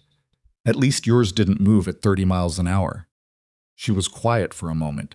Then very quietly, "Are you still leaving Monday?" He looked at the water in the trough. He'd fixed this trough himself the second month, replaced 3 boards on the side that had rotted through and recalked the whole basin. He remembered the morning he'd done it cold. Early November, Elowen had brought him coffee without being asked and set it on the fence post near where he was working and gone back inside without a word. "No," he said. The word sat between them in the morning air. "No," he said again, more certain the second time. "I'm not leaving Monday." Elowen made a sound that was not quite a word. He looked at her and saw something move through her face that she was trying to control and not entirely succeeding at, not joy exactly. Something more complicated. Something that had been under pressure for a long time and was finally being let to come down. "Silas," she said, "I need you to be sure. I need it to be your choice." "Not the letter, not my father. It's my choice," he said. "The letter told me what Harlan thought. It didn't tell me anything I hadn't already known and been running from." He looked at her steadily. "I'm staying because I don't want to leave. I'm staying because this ranch is the first place in 20 years where my hands know what to do when I wake up in the morning. And I'm staying because—" He stopped. He was not a man given to this kind of sentence, and finishing it cost him something. "Because you're here," he said. "And I have been finding reasons to leave instead of saying that, and I'm done finding reasons." Elowen looked at him for a long time. Then she looked away, toward the east pasture, toward the fence line he'd rebuilt in the second winter, toward the place where the morning light was just starting to come across the grass. She pressed her lips together once. Then she turned back. "You have to write Montana," she said. "I'll write today." "And you should know," she started, and there was something in her voice now that was different, kind of bracing, like someone preparing to say the rest of a thing they'd started. "There's more I haven't told you. About the ranch." "About the money," he waited. "The mortgage," she said. "I've been working on it. Not just the breeding income. I've been careful, very careful, with everything for 2 years. I have accounts in town that I've been putting money into since the first foal we sold. Not enough yet, but closer than I let on to anyone." She said the last 2 words with a particular weight. Dorian was never the only option. He was an option I was considering because the gap looked bigger than it was. Silas absorbed this. "How big is the gap?" She told him the number. The actual number, the one she hadn't told him before. He was quiet for a moment. "That's manageable," she said. "If this season goes the way the last one did, maybe one more after that, with the filly's first breeding results." "You've been sitting on that," he said slowly, the whole time Hargrave was making his case. "Yes. Why didn't you tell me?" She looked at him with the expression she used when the answer to a question was obvious, and she was being patient about it. "Because if I told you the gap was manageable, you'd have had one less reason to think I needed Hargrave's money. And one less reason to think staying was the practical choice." She paused. "I didn't want you to stay because it was practical, Silas. I think you know that by now." He did know that. He stood there, and he knew that, and he thought about how 2 people had spent 2 years finding reasons for things that were actually just fear wearing a practical coat, and the sum of it was almost funny in the way that things are almost funny when they're also the opposite of funny. "So," he said, "you've been quietly building toward clearing the mortgage yourself. Trying to, without telling me, without telling anyone." He shook his head slowly, not angry, more like a man recognizing something. "You know your father would have had opinions about that." "My father had opinions about everything," she said. That was not his most attractive quality. The corner of her mouth moved. "I may have inherited it." Silas looked at her. "You inherited the good version," he said. And he said it plainly, without trying to make it into something. and she heard it exactly the way he meant it, and for a moment neither of them said anything at all. The morning was coming in full now, the light off the grass. Absalom moving in his paddock with that contained authority he'd developed over 2 years of being handled right. The filly, watching everything from her fence with her mother's broad chest and her father's pale coat. Red Willow in the morning, which was what it looked like when nobody was leaving and nobody was pretending anything. "There's something we needed to deal with," Elowen said. Before anything else, Silas waited. "Dorian knows you're leaving Monday," she said. "He'll come back. He'll hear that you're still here, and he will not take it quietly." She looked toward the road. "Men like him don't lose something and just accept the accounting." She was right. Silas knew she was right. He'd known the moment he'd said, "I'm not leaving Monday," that there was going to be a version of this conversation sooner or later, and probably sooner. It arrived on Saturday. Dorian Hargrave came up the road mid-morning, and this time he didn't come alone. He had his same man with him, the one who'd waited on the porch, and one more besides, a larger man with the specific presence of someone kept around for moments when the conversation required a different kind of emphasis.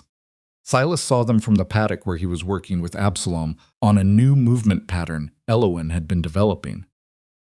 He watched them come up the road, and he stood very still and let out the line in his hand slowly, and Absalom, who had learned to read Silas's stillness the same way Silas had once read his, went quiet too.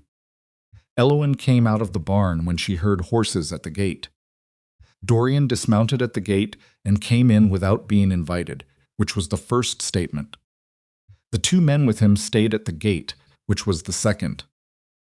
"Rourke is still here," Dorian said to Elowen. "Not a question." "Yes," she said. "Monday was the day. Plans change." Dorian looked past her at Silas in the paddock, and then back at Elowen, and something in his face had abandoned the performance entirely now. The surface charm that had characterized his early visits was gone. What was underneath it was not ugly, exactly. It was something colder than ugly, something that was just calculation that had stopped caring whether it was visible. "You understand what you're doing," Dorian said. "I understand perfectly," she said. "The mortgage note is my business and the bank's," she said. "Not yours." He took a step closer, not threatening in the physical sense, but encroaching in the deliberate way of a man who has decided that space is something he controls. "I made an offer that was more than fair," he said. "I was patient. I gave you time. And you're standing here telling me that you'd rather trust a drifter with empty pockets than a legitimate business arrangement." "I'm telling you that I'm not interested in your arrangement," Elowen said. "I told you that Thursday. That answer hasn't changed." "The drifter hasn't got anything to offer you," Dorian said. He said it loudly enough to carry, which was intentional. "He hasn't got money. He hasn't got land. He hasn't got a name that means anything in Cheyenne or Denver or anywhere that matters. He's a hired hand who's been living off your father's goodwill and your patience, and when the next position comes up, he'll be gone, and you'll have nothing." He looked at her. "I'm offering you something real. You're offering me what you want," she said. "Not what I need. What you need is someone who can protect." "I can protect this ranch myself," she said. "I have been." Dorian looked at her for a long moment. The silence had a particular texture to it, the kind that precedes a thing that can't be taken back. "Then let me be plain," he said. "I have friends at the bank. I have relationships with the men who hold paper on operations like this one. I'm not threatening you, I'm being honest with you, which is more than your drifter has been. If I choose to, I can make the next negotiation on that mortgage a different conversation than it's been." The yard went very quiet. Silas had come out of the paddock while Dorian was talking. He hadn't been loud about it. He was simply there now, 10 feet from where Dorian stood, and apparently materialized from the direction of the paddock without making a production of crossing the yard. Dorian turned and looked at him. Silas looked back. His face was the face he used when he had decided something, and the deciding was done no particular anger in it, no performance. Just present, just certain. "You're done here," Silas said. Not loud. He didn't need to be loud. Dorian looked at him with the contempt of a man who has money and cannot understand why that isn't enough. I'm talking to Elowen. You've been talking to her, Silas said. She's answered you. You didn't like the answer. He held Dorian's gaze without blinking. That's not the same thing as the conversation still being open. Rourke. Dorian said his name like it was a category. You're making this harder for her. You understand that? Everything you're doing right now, staying here, playing at being something you're not, you're making her situation harder. You've got nothing to put on this land, nothing to contribute that actually changes what she's up against. That's where you're wrong, Elowen said. Both men looked at her. She had been watching the exchange with her arms crossed, and now she uncrossed them. There was something in her posture that had changed, not aggressive, but settled. The way a person looks when they've stopped considering whether to say a thing and started saying it. Silas is already a partner in this ranch, she said. My father made him one. Legally. It's been filed with the county since before Harlan died. Dorian went still, which means, she continued, that this ranch isn't mine to sell you a share of without his agreement. And it also means that any pressure you put on the bank regarding my mortgage, you're putting on a property that has two legal owners. One of whom, she looked at Silas briefly, is standing right here. Dorian's jaw moved. He looked from Elowen to Silas and back. The arithmetic was happening behind his eyes, and the arithmetic did not come out the way he'd expected. You didn't know, he said slowly. He was looking at Silas. I know now, Silas said. Dorian looked at the ranch, the barn, the paddock, the house, the filly at the fence, watching the whole scene with her ears forward. He looked at it with the expression of a man who has just revised his estimate of a card game after seeing another player's hand. Your father, he said to Elowen, made a ranch hand a partner. My father, Elowen said, was a better judge of character than most people gave him credit for. The silence that followed lasted long enough to mean something. Dorian Hargrave put his hat on. He did it slowly, deliberately, with the care of a man who needs the gesture to mean I am leaving because I have chosen to, not because I have been made to. It was a small dignity, and he held on to it. You'll have trouble with the bank, he said. I won't manufacture it, but you'll have it. We'll manage, Elowen said. He looked at Silas one more time. Whatever he saw there, he didn't try to answer it. He turned and walked back to the gate, mounted, said something quiet to his men, and rode out. The second man and the larger man followed without looking back. Silas watched them go until the road was empty. Elowen stood beside him and watched too. When the sound of hooves had completely faded, she said, I should have told you about the partnership weeks ago. When I first told you about the letter. You told me when you told me, he said. That's not the same as it being right. No, he agreed. But it's what happened, and Hargrave's gone, and the legal situation is what Harlan made it. He paused. He was not wrong about one thing. I don't have money to put into this ranch. The partnership is on paper. What Harlan left me is as a claim, not capital. Elowen turned to look at him. I know that. The mortgage is still real. I know. So we need to talk about what's actually possible and what the real timeline is, and what happens if this season doesn't go the way the last one did. I know, she said, for the third time. That's why I want to show you the books. The real ones. All of it. She looked at him steadily. If you're staying, you should know what you're staying into. Not the version I've been telling, and not the worst case, the real numbers. All right, he said. Tonight, she said, after supper. He nodded. She turned toward the barn. She was almost at the door when she stopped without turning around. Silas. Yeah, thank you, she said, for what you said to him. You didn't have to. I know I didn't have to, he said. She went into the barn. He stood in the yard for a moment, looking at the empty road, and then went back to Absalom, who had been watching all of it from the paddock fence with the supreme indifference of a horse, who had decided that whatever the humans were doing was, at best, a secondary concern. The real books were sobering. Not catastrophic Elowen had not been wrong that the gap was manageable, but the actual numbers, laid out on the kitchen table after supper, with both of them looking at them without the various protections they'd each been holding, had the particular quality of a cold room, honest and uncomfortable and clarifying. The spring foals, Silas said, going through the columns. If all three of the expected foals sell at last year's average. We're not at last year's average yet, Elowen said. The two Nebraska buyers have been consistent, but I've been pricing conservatively because I didn't want to lose them by pushing early. What happens if you push? She was quiet for a moment. I think we can go higher. The quality has improved significantly since the first 2 seasons. Absalom's progeny are recognizable now. Buyers who know the bloodline know what they're looking at. She tapped up the vigor on the page. If I price at what I think they're actually worth, and not at what I've been comfortable asking for, the gap closes faster than this column shows. Silas looked at the column, then at her. Why haven't you been pricing at what they're worth? She picked up her pencil and turned it in her fingers. Because it felt like a risk. Asking for more means you can be told no. Asking for what you know they'll say yes to is safer. She set the pencil down. That's a pattern of mine. He recognized it. He did not say so immediately. We should go through each of the expected buyers, he said instead. What you know about each one, what they've paid before, what you think the ceiling is. I want to understand the market the way you understand it. Elowen looked at him. We should. I'm a partner, he said. That means I should know what I'm a partner in. Something moved in her expression. You've been here 2 years, and you've never asked to see the books before.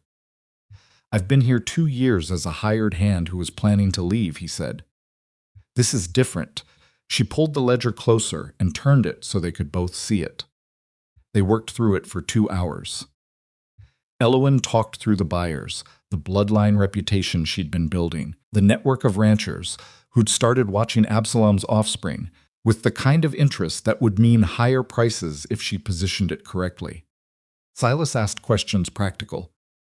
Specific questions about timing and negotiation and what she knew about each buyer's operation and what they could use.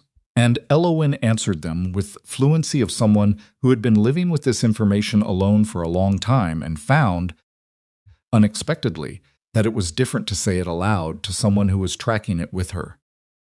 At some point, Silas started making notes on a separate page, figures and projections, and Elowen found herself watching his handwriting, the careful, economical script of a man who'd spent years writing in field conditions and thinking about the letter, about Harlan watching Silas when he thought nobody was watching, and understanding now what her father had meant, what he'd seen.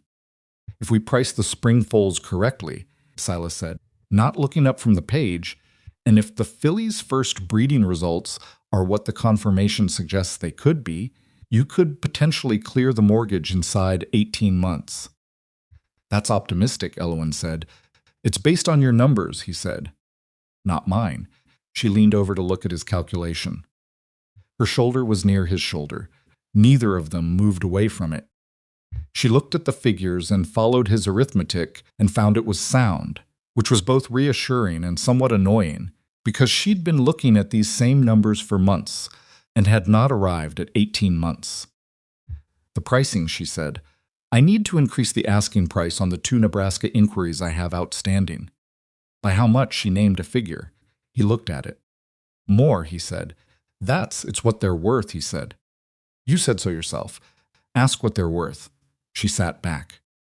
She looked at the figure she'd written. Then she crossed it out and wrote a higher one. More, Silas said again. She looked at him. Elowen, he said. You spent 2 years protecting yourself by asking for less than what things are worth. Ask for what they're worth. The kitchen was quiet. The stove was low. Outside the night was clear and cold, the way Wyoming nights are clear and cold when the weather has moved through and taken everything unsettled with it. She looked at the number. She crossed it out. She wrote a number that made her chest tight in the specific way that honest risk-taking makes your chest tight. There, she said. Silas looked at it, nodded there. They were quiet for a moment, looking at the paper between them. It might work, Elowen said. It might, he said. And if it doesn't work exactly, it'll work in 24 months instead of 18. and we'll know by August whether we need to adjust." He paused. She looked at him. "I keep saying it," he said. "I'm aware. I don't mind it," she said. He held her gaze for a moment. Then he looked back at the paper. "I want to write to the Montana rancher tonight. Tell him I'm not coming. You can use the desk in the sitting room," she said. He nodded. He started to gather the papers to organize them, and their hands were near each other on the ledger, and for a moment neither of them moved, and then Silas put his hand over hers. Just once, just for a moment. Not a dramatic gesture, exactly the opposite of dramatic. Just a hand placed on another hand. The specific quiet of two people who have spent 2 years not doing that, and are now finally doing it. Elowen turned her hand over under his. They sat like that for a moment that was long enough to be a thing, and short enough to be manageable, and then Silas took his hand back and stood up and picked up the ledger. "I'll write the letter," he said. "I'll bank the stove," she said. He went to the sitting room. She heard the chair at Harlan's desk, the sound of paper, the quiet scratch of writing. She banked the stove and checked the door latch and blew out the kitchen lamp, and the house was quiet and full of the specific quality of a place where something has shifted into being what it was always going to be. She went to the bottom of the stairs and stopped. "Silas," she said toward the sitting room. The writing paused. "Yeah, my father would have liked tonight," she said. "The book's on the table. You with the pencil." Silence for a moment. "He would have told me I took too long," Silas said. "He would have told us both," she said, "and he would have been right." She went upstairs. In the sitting room, Silas sat at Harlan Whitcomb's old roll-top desk with the letter to Montana half-written, and Harlan's letter folded in his shirt pocket where he'd been carrying it since the night Elowen gave it to him. And he thought about a man who had built a ranch in difficult soil and seen something worth keeping in a man who had never believed he was worth keeping. And he thought about what it meant to receive that kind of faith and what you were supposed to do with it. He finished the letter to Montana. He sealed it. He set it on the corner of the desk to go with the Morning Post. Then he sat for a moment in the dark sitting room that smelled like pipe tobacco and linseed oil, with the night outside the window and the ranch quiet around him, and he was not looking for anything. He was not calculating the next stop. He was not counting how many days until a season ended and the road opened up again. He was just here. For the first time in 20 years, just here was enough. The morning after Silas sent the letter to Montana, he woke up earlier than usual and lay in the bunk for a few minutes just listening to the ranch. He did this, sometimes had done it. He realized, for most of the 2 years he'd been here, this business of lying still in the dark and listening to the specific sounds of Red Willow settling into the day. The creak of the barn boards in the cold, Absalom moving in his stall, the particular weighted rhythm of a large horse, shifting his weight from foot to foot. Wind off the north pasture, hitting the corner of the house where the eave needed work. The sound of the kitchen stove Elowen was already up, already downstairs, already building the fire for the morning. He had spent 20 years waking up in different places, and the first sound of every new morning had been unfamiliar. Bunk rooms in Montana and Kansas and places that didn't deserve remembering, where the sounds were wrong and the smells were wrong, and his body knew, even before his mind was fully awake, that this was not a place that had his name on it. Red Willow had his name on it, legally, on paper, in a document filed with the county, but also in the way that mattered more than paper, in the particular knowledge his body had of this place's sounds and smells and early morning rhythms. He had not understood until now that this was what belonging felt like from the inside. He got up, put on his boots, went to the kitchen. Elowen was at the stove, and she looked at him when he came in with the expression of someone who had also been awake for a while and was also thinking about things, but who had decided the morning was not going to be spent on the weight of the previous night. She handed him a cup without asking. He took it. They stood in the kitchen for a moment in the comfortable early quiet, and then the day came in and took them both, the way days do on a working ranch, completely and without asking. The letter to Montana went with the Morning Post writer. What came back 3 days later was not what Silas had expected. He'd written simply the position would not work. He was staying on in Wyoming. He wished the rancher well in finding someone else. A clean letter, nothing excessive. He had not explained the reasons because the reasons were his own business. The Montana rancher, a man named Aldrich Pruitt, wrote back in 4 days, which was fast for that kind of distance. He wrote that he understood that he'd heard good things about Silas's work and had hoped to have him, but that he respected a man who knew where he stood. He also wrote that a friend of his, a horse breeder in Colorado, with a reputation for developing bloodlines, had been asking around about Absalom's offspring after seeing a colt that one of the Nebraska buyers had brought down. He included the man's name and suggested that if Elowen was interested in expanding her buyer network south, this was someone worth writing to. Silas put the letter on the kitchen table when Elowen came in from the barn. She read it standing up, still in her coat. She read it twice. Colorado, she said. Colorado, he said. She looked at the name Pruitt had included. She turned the letter over as if there might be more on the back, which there wasn't. She set it down. She picked it up again. She looked at Silas with an expression that contained something between excitement and the caution of someone who had been managing disappointment for long enough to not want to spend it carelessly. This could be significant, she said. Write him, Silas said. I don't know anything about him. Pruitt vouched for him.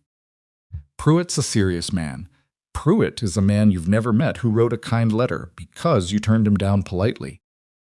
That is how you learn what a man's like, Silas said. By how he handles being told no. She looked at him. Then at the letter. I'll write him, she said. This week. She wrote the letter that evening at Harlan's desk, in the sitting room that still smelled like pipe tobacco and linseed oil. And Silas sat in the chair by the window and read, and occasionally she read him a sentence and asked if it sounded right, and he said yes, or suggested a different word, and she considered it, and sometimes used it, and sometimes didn't. And it was the most natural thing in the world, which was itself extraordinary when you thought about how unnatural everything between them had been for 2 years. The Colorado buyer, his name was Thomas Beaumont, and he ran a breeding operation outside of Denver that had more reputation than most people, north of the Kansas border, knew about, wrote back in 10 days.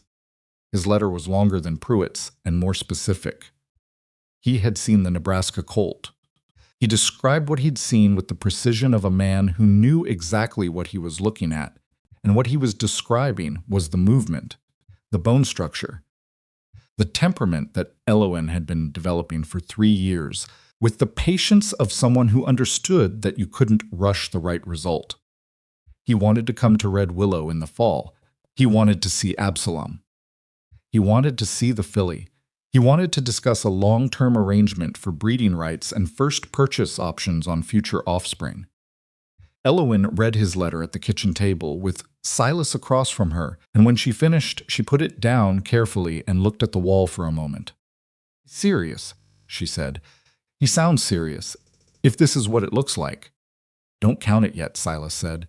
Wait until he comes. See what he actually offers, I know, she said. I'm not counting it. She looked at the letter again. I've been building towards something for 3 years, and I haven't been entirely sure anyone else could see it. And now someone in Colorado who has no reason to be kind is describing exactly what I've been trying to build. She paused. That's a strange feeling. It's being right, Silas said. You're not used to having anyone confirm it. She looked at him across the table. No, she said. I'm not. Spring moved into early summer, and Red Willow moved with it in the particular rhythm that the ranch had developed over 2 years of Elowen and Silas running it together, not the rhythm they'd invented, but the one that had grown out of the work itself, organic and efficient and occasionally contentious in the specific way of 2 people who are both competent and both have opinions. They argued about the timing on the spring breeding. Silas thought 2 weeks earlier than Elowen's plan. Elowen thought Silas was underestimating the effect of late frost on a heavily pregnant mare. They argued about it for 3 days, and Elowen won, because she was right. and a late frost came in the third week of May, and the mares that were furthest along were already settled in and warm. And Silas did not say anything about it, but he did add 2 extra buckets of feed without being asked, which Elowen understood as his version of acknowledging the point. They argued about the south fence, which needed replacing properly rather than the ongoing patchwork it had been receiving for 2 years. Silas priced the materials and the labor and presented Elowen with a number, and she said they couldn't afford it. He said they couldn't afford not to. She said that was a convenient position for the person who would be doing the work. He said she was welcome to do it herself, and he would watch. She told him the south fence was his problem if he wanted to make it one. He built the south fence over 2 weeks in June, mostly alone, and it was the best fence on the property by the time he was done with it, and Elowen inspected it without comment and then said at supper that evening that it was good work. Silas said thank you. They ate the rest of supper in the companionable quiet of 2 people who have had a disagreement that resolved itself correctly. They were not careful with each other the way they'd been for 2 years. That was the difference. That summer the carefulness was gone, the managed distances, the deliberate not quite looks. What replaced it was not romance novel material. It was not smooth or picturesque. It was closer to the truth, which is that 2 people who have worked side by side for 2 years and have finally stopped pretending they don't know each other are going to be exactly as difficult and specific and occasionally maddening as they've always been, just without the pretense layered on top. Silas had a temper that he kept controlled, but not invisible when something went wrong that was preventable. He got quiet in a way that was louder than noise, and Elowen had learned to let it pass rather than poke at it. And Silas had learned that she could tell the difference between when he needed space and when he needed the conversation to continue, and gave him whichever one was correct. Elowen had a tendency, when she was worried about something, to manage it privately and present Silas with decisions rather than problems, which he had told her plainly he found frustrating. She had told him plainly that she had been making decisions alone for a long time, and the habit was not going to change overnight. He said he understood the habit. He just wanted to be in the room when the problem was a problem rather than arriving when it was already a decision. She considered this for several days and then began imperfectly to try. Neither of them was easy. Neither of them had been built for easy. The ranch had hard soil, and the people on it had some of the same quality, and what they had built between them was not in spite of that, but because of it, because 2 people who have been broken down a certain way and rebuilt themselves from what remained have a particular understanding of what things are actually worth and what they're not. July brought Thomas Beaumont from Colorado. He arrived on a Tuesday, as promised, in a wagon that suggested someone who did serious work rather than someone who was performing seriousness. He was 52, lean, with the kind of quiet authority that doesn't need announcement. He shook Elowen's hand and then Silas's hand, and he looked at them both with the evaluating intelligence of a man who understood that what you were buying when you entered a business arrangement with someone was not just the product but the people behind it. He spent the first hour with Absalom. He didn't speak during that hour. He watched. He moved around the paddock with a stillness that Silas recognized the same quality he'd used himself 2 years ago, the patience of someone who understood that the horse was the one giving the assessment, not the other way around. When the hour was done, Beaumont came to the fence where Elowen and Silas were standing, and he said, "Show me the filly." They showed him the filly. He watched her move for 30 minutes. He asked 2 questions, both specific, about her dam's conformation and about a small asymmetry in her stride that he'd noticed and wanted to understand. Elowen answered both questions precisely and completely, including the information that the stride asymmetry was something she'd been monitoring and believed would self-correct as the filly's musculature developed further. Beaumont listened. He asked a follow-up question. Elowen answered it.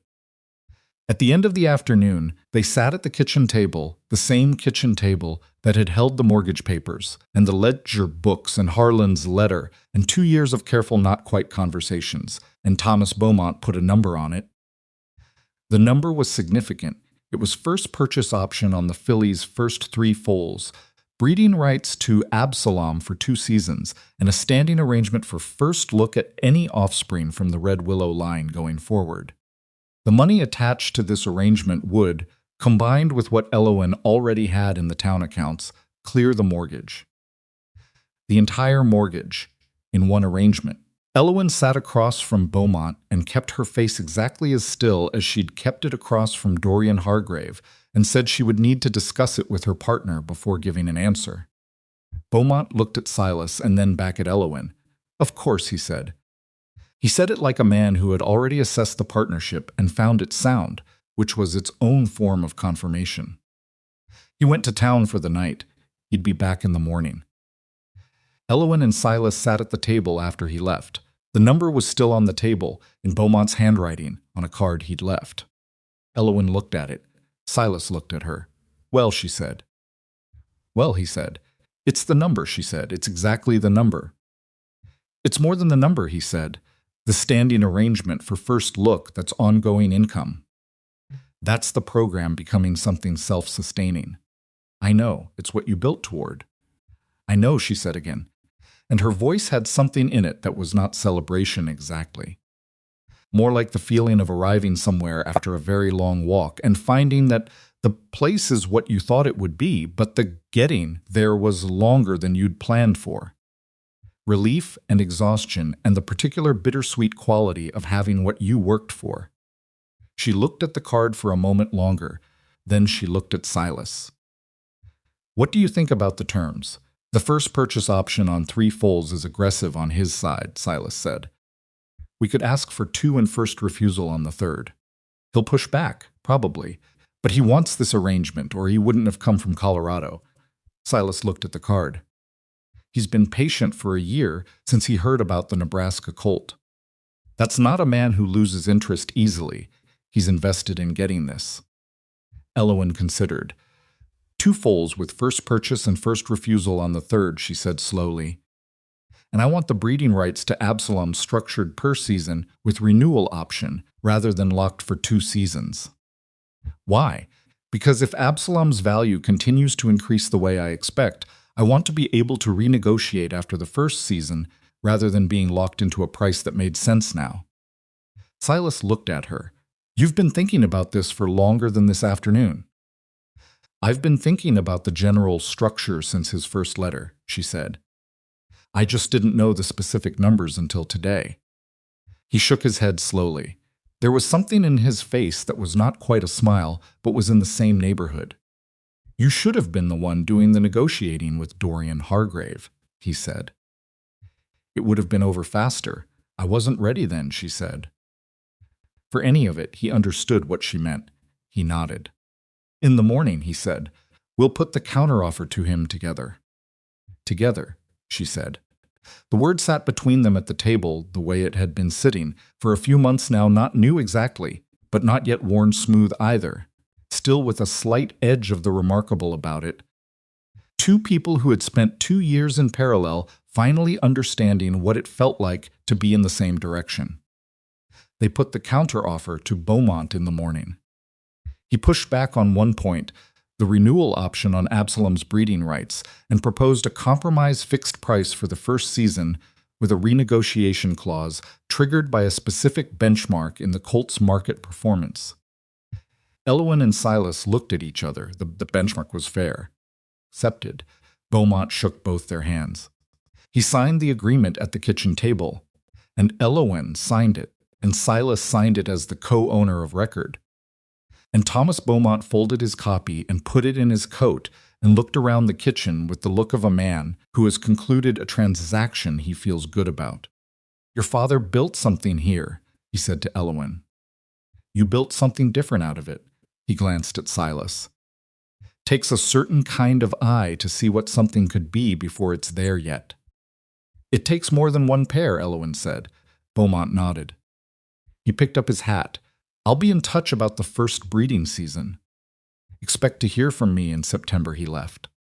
They watched him go down the road, and Elowen let out a breath that she'd been holding since approximately yesterday afternoon, and Silas put his hand on the fence rail next to hers. and their hands were close, but not quite touching. And she turned hers so that they were, and they stood at the gate of Red Willow in the summer morning and were quiet together while the Colorado buyer's wagon raised dust down the road and then was gone. The mortgage cleared in September. The day it cleared, Elowen rode into town herself to deliver the final payment, which was her right and her satisfaction, and Silas stayed at the ranch and worked, which was what she had asked him to do and what she'd wanted this particular thing she needed to do herself, hand the money to the bank officer and watch him mark the note paid and receive the deed back with no obligation attached to it. She came home in the late afternoon. Silas was repairing the hinge on the second paddock gate, the hinge he'd fixed 2 years ago, which had worked loose again over the summer. Because hinges did that, and you fixed them, and they worked loose again, and you fixed them again. That was the nature of the thing. Elowen tied her horse at the post and came across the yard and stopped a few feet from him. She had the deed in her hand. She looked at it for a moment. "Done," she said. Silas put down the hinge plate. He looked at her. He didn't say anything right away. He let her have the moment, which was the right thing. "Harlan paid on this mortgage for 28 years, she said. "He never quite got there. He got it to where you could get there," Silas said. She looked at the deed. "Yes," she said, "he did." She looked up. "I want to put this next to your letter, in the sitting room." "In the tin box," Silas said. "No," she said, "not the tin box. Somewhere you can see it." She paused, both of them. "Where they can be seen." He understood what she meant. "All right," he said. She went inside. He listened to her steps on the porch, and then across the kitchen floor, and then into the sitting room, and then the particular quiet of the house when she'd found what she was looking for and stopped moving. He picked up the hinge plate and fitted it back against the post and tightened it down. The second paddock gate had stopped squeaking by the time she came back out. What happened over the following weeks was not the kind of thing that announces itself. There was no particular moment, no scene built for drama. What happened was that two people who had already been living alongside each other for 2.5 years began, slowly and imperfectly, to live alongside each other on purpose. It had the quality of something that had been building for a long time, and had simply arrived at the weight where it couldn't be held back anymore, not dramatically, but inevitably, the way water finds the low place in the ground. Silas moved his things from the bunk room to the house room off the kitchen that had been used for storage since Harlan died. Not the master bedroom that was still Elowen's room and would remain so, but the storage room, which they cleared out together on a Saturday morning. Moving boxes and an old butter churn and a broken rocking chair that Silas looked at and then took to the barn to repair because he could not leave a fixable thing unfixed. He fixed chair. He put it on the front porch. Elowen sat in it that evening after supper and looked out at the west pasture and said it was good work. Silas sat on the porch step below her, which was not a chair but was a place to be, and they watched the evening come in across the grass and the horses move in the paddock. And neither of them said anything for a long time, and neither of them needed to. This was the ordinary texture of it, not extraordinary, not what you'd put in a letter to describe your life. Just two people and a porch and horses in the pasture and the end of the day coming on. It was, when you sat in it, more than enough. Dorian Hargrave was heard from exactly once more. A letter came in October from a lawyer in Cheyenne, and Elowen recognized the address and handed it to Silas without opening it, which told him something. He opened it. The lawyer had written, on behalf of his client, to express that Mr. Hargrave had become aware of the recent business arrangement entered into by Red Willow Ranch and wished to make clear that any claims of prior negotiation between his client and the ranch's principals were without prejudice, and that his client reserved the right. The letter went on in this vein for 2 more paragraphs, generating the impression of a man who had things to say and no particular content to say them with. At the bottom was a handwritten line that was not from the lawyer. It said, "You'll find this harder than you think." Silas read this line twice. Then he put the letter back in the envelope and put the envelope in the stove and watched it burn. "What did it say?" Elowen said from the other side of the kitchen. "Nothing that needs to be kept," he said. She looked at him. "Dorian, his lawyer technically," he turned from the stove. "We don't need to think about it." She looked at him for a moment with the expression she used when she was deciding whether to accept his version of a thing. Then she apparently decided to, because she went back to what she'd been doing, which was writing to Thomas Beaumont about the arrangements for spring. Dorian Hargrave did not contact them again.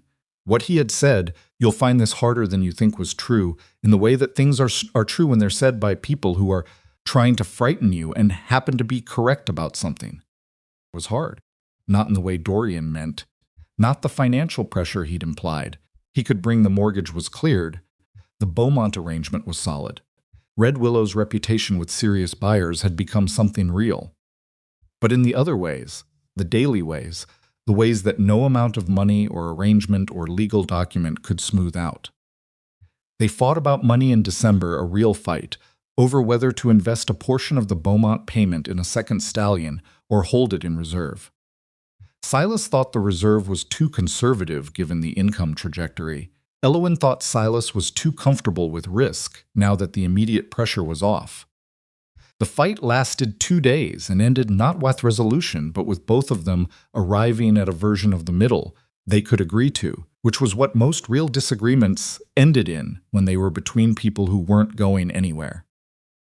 In February, a mare that had been with the ranch since before Silas arrived, the roan, Duchess, with her lifted chin and her opinions about her status, developed a colic that hit fast and hard in the night. They were both up from 2 in the morning until past dawn, Elowen managing the mare's movement to keep the gut from twisting further while Silas rode to town in the dark and cold for the vet. And the vet came, and the mare was in danger for several hours, and then she wasn't. And when it was finally clear that Duchess was going to be all right, Elowen sat down on the hay beside her and put her hand on the old mare's neck and was very still for a while. Silas sat on the other side of the stall and said nothing. The barn was cold and getting light, and they were both completely exhausted in a way that sat in the bones. And he watched Elowen with her hand on the mare, and he thought about the first morning he'd seen her in this barn, in Absalom's stall, the horse standing beside her in the dark, and how he'd understood something then that he hadn't had language for. He had language for it now. "She's all right," he said quietly. "I know," Elowen said. She didn't take her hand off the mare's neck. "I know she is." She paused. "I've had her since she was 3 years old. She was the first horse I trained myself after my mother died. Papa bought her for me and said she needed work and she had opinions about it." Her hand moved slowly along the mare's neck. "She was 12 when you came. She'd been here 9 years before you." Silas said nothing. He let her talk, which was the right thing. "I keep thinking about what this place would have looked like if you hadn't stayed," she said. "After that first winter, when it would have been easiest to go." She looked at him across the stall. "I would have managed. I want you to know I believe that. I would have found a way. You would have," he said. He meant it, but it would have been smaller, she said. "Not just the ranch, everything." She looked back at the mare. "You made it bigger. You made me," she stopped. "What?" he said. "Willing to ask for what things are worth," she said. "Not just the horses, everything." The barn was quiet around them. Just was breathing steadily, the deep and regular breathing of an animal that had come through something and was settling back into herself.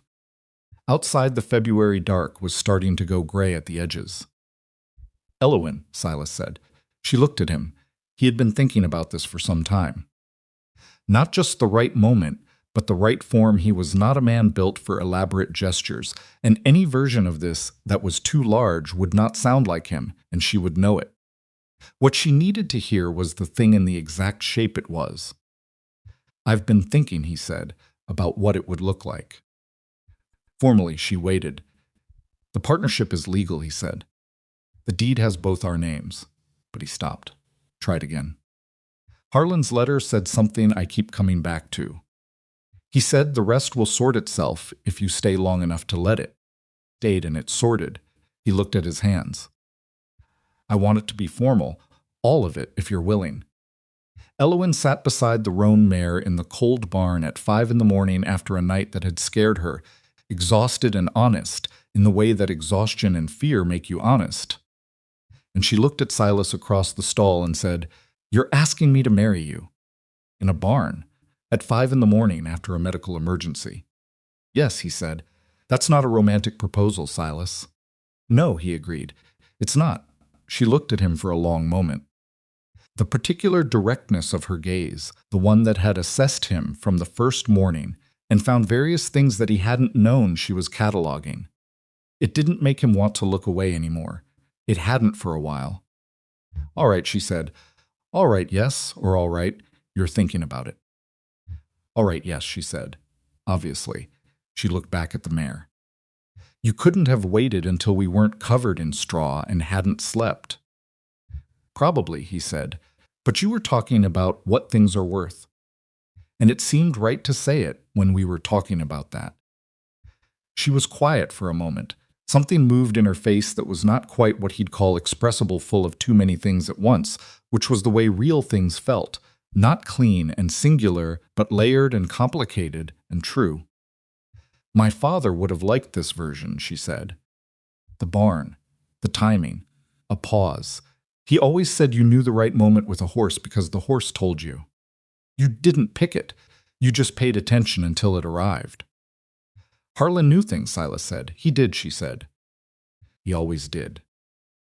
They married in October, at the end of the season, when the fall light in Wyoming did the thing it did in October, with the late afternoon gomel across the grass, flat and long, and making everything look like a painting of itself. They married in the yard of Red Willow because there was no more appropriate place. Surrounded by the people from the valley who had been watching them circle each other for 2.5 years, and who had varying and vocal opinions about the time it had taken. Martha Geller from the dry goods store cried and told her husband she'd known it would happen. Her husband said that was not exactly what she'd said originally. Martha told him memory was a complicated thing. The ceremony was plain, because neither of them was a person for excess. The neighbor who performed it, a man named Asa Cole, who had known Harlan and had a respect for practical things, kept it short and honest, which was what they'd asked for. Elowen wore a dress she'd had made in town, dark blue, nothing elaborate, and Silas wore the cleanest version of his wearing clothes because that was who he was, and she'd told him clearly she was not marrying a performance of him. He looked, several people agreed afterward, like a man who had stopped wondering what he was doing in a particular place and had the visible quality of someone at rest in themselves. Elowen looked like what she was, a woman who had built something she was proud of and had finally let herself have the thing she'd been afraid to ask for. There was no elaborate celebration. There was food because you fed people who came to your ranch, and there was whiskey because it was October and cold and Wyoming. And there were the sounds of people who knew each other talking over each other, the way people do at gatherings that are genuinely happy rather than performatively so. The gray filly, who was 2 years old now and had grown into the promise of her confirmation in a way that Thomas Beaumont had specifically mentioned in his September letter, watched the whole proceedings from the paddock fence with her ears forward and her father's pale coat and her mother's broad chest, and was entirely unimpressed, which was consistent with her character. Absalom in the adjacent paddock was also entirely unimpressed. This was also consistent. That evening, after the neighbors had gone and the yard was quiet and the horses were settled, Elowen and Silas sat on the porch, Silas on the step. Elowen in the repaired rocking chair, and watched the dark come across the west pasture. Harlan's letter and the deed to Red Willow were on the sitting room wall, framed together where you could see them. Elowen had done this on the day the mortgage cleared, framed them together, and hung them on the wall between the window and the door, where the morning light came in and fell on them. She had not made a ceremony of it. She had just put them up. But every morning when she passed through the sitting room, she saw them, and every morning Silas saw them too when he came through. And it had become one of the small regular true things of the house, the way you know a place by its rituals, not its grand moments. They sat on the porch in the October evening in the particular companionable silence of two people who have nothing they need to say right now and find that comfortable rather than concerning. And the horses moved in the paddock, and the last light pulled off the grass, and the first stars came out over the north ridge. "It's cold," Elowen said. "October," he said. "You're going to tell me to go in." "I'm going to say you could go in. There's a difference." "There is," he said. She didn't go in. He didn't either. They sat in the cold, which was the Wyoming kind of cold that wasn't yet serious but was making its intentions known. And the dark settled over Red Willow, and the stars came out in the way that Wyoming stars come out when there's nothing to block them, all of them, more than you think there are, spread across the whole sky without apology. Silas thought about 20 years of dark skies over unfamiliar ground. Different states, different ranches, different configurations of stars, seen through different windows from bunks that were never quite the right shape. The particular homesick quality of not knowing what you were homesick for because you had no home to measure the absence against. He was not going to be homesick for this sky. He was going to see this sky every night from this porch for as long as he was alive, which was a thing so different from everything before it that he hadn't quite finished understanding it yet. Maybe you didn't finish understanding it. Maybe that was what it was. Living somewhere, the understanding was ongoing. It was something you arrived at again and again each morning, not a thing you achieved and then possessed. He thought that was probably right. "Silas," Elowen said, "I'm glad you stayed the first time, when you could have gone." He looked at her in the chair beside him. She was looking out at the dark pasture, her profile familiar to him in the specific way of a thing you've looked at long enough that it has become part of your interior landscape. "I almost didn't," he said. "I know, a pause. I'm glad anyway." He looked back at the pasture. "So am I," he said. There are things you can say about two people who were both, separately and for different reasons, afraid of the same thing, and who spent 2 years living 6 feet from each other, and the truth before finally doing the harder and more necessary thing. You can say they wasted time. You can say they made it harder than it needed to be. You can say that Harlan Whitcomb deserved to see the end of this, that a man who wrote that letter and signed that document and died, trusting that the people he left behind were capable of doing right by each other. He deserved to see them do right by each other. All of that is true, but here is what is also true. Fear is not nothing. The kind of fear that Silas carried built from a disappeared mother and a father who died following work, and 20 years of choosing departure over the possibility of rejection. That kind of fear is structural. It holds things up and keeps things out at the same time, and dismantling it is not a matter of simply deciding to. You dismantle it slowly, or life dismantles it for you by putting you somewhere long enough and real enough that the structure can't hold. And the kind of fear that Elowen carried built from loss and responsibility, and the habit of managing things alone. Because asking for help meant the possibility of being told, there was none. That kind of fear is also structural. It doesn't look like fear from the outside. It looks like competence. It looks like a woman who has things under control. The fear is inside the competence, underneath it, keeping it company. What Red Willow gave them was time. Not the romantic kind of time, not stolen moments or long evenings by the fire. Working time. The kind where you learn what a person is actually made of because you see them in the cold before dawn, and in the mud, and in the bad season, and in the argument about the fence, and in the night a mare is sick. And you're both scared, and neither of you has slept. That kind of time. The kind that cost something. They paid it. And what they got back was this, a ranch that stood. A breeding program that Harlan had believed in before it existed. An old gray stallion who had once been afraid of everything and had learned over years of being handled right to carry himself like he knew where he stood. A filly with her father's coat and her mother's chest who was going to be something that serious people in 3 states would one day talk about. And 2 people on a porch in October, in the cold, under all those stars, who had finally stopped being afraid of the answer, who had finally asked the question, who had, at the last possible moment and not a moment sooner, chosen each other on purpose and out loud. Harlan's letter stayed on the sitting room wall beside the deed to Red Willow for the rest of their lives. Not as the thing that made it happen. Elowen had been right about that. She'd always been right about that. A letter couldn't make two people choose each other. But as a reminder, as Harlan Whitcomb's last piece of evidence filed with the universe, that he had known what he was looking at. He had known. He had just trusted them to get there. They did.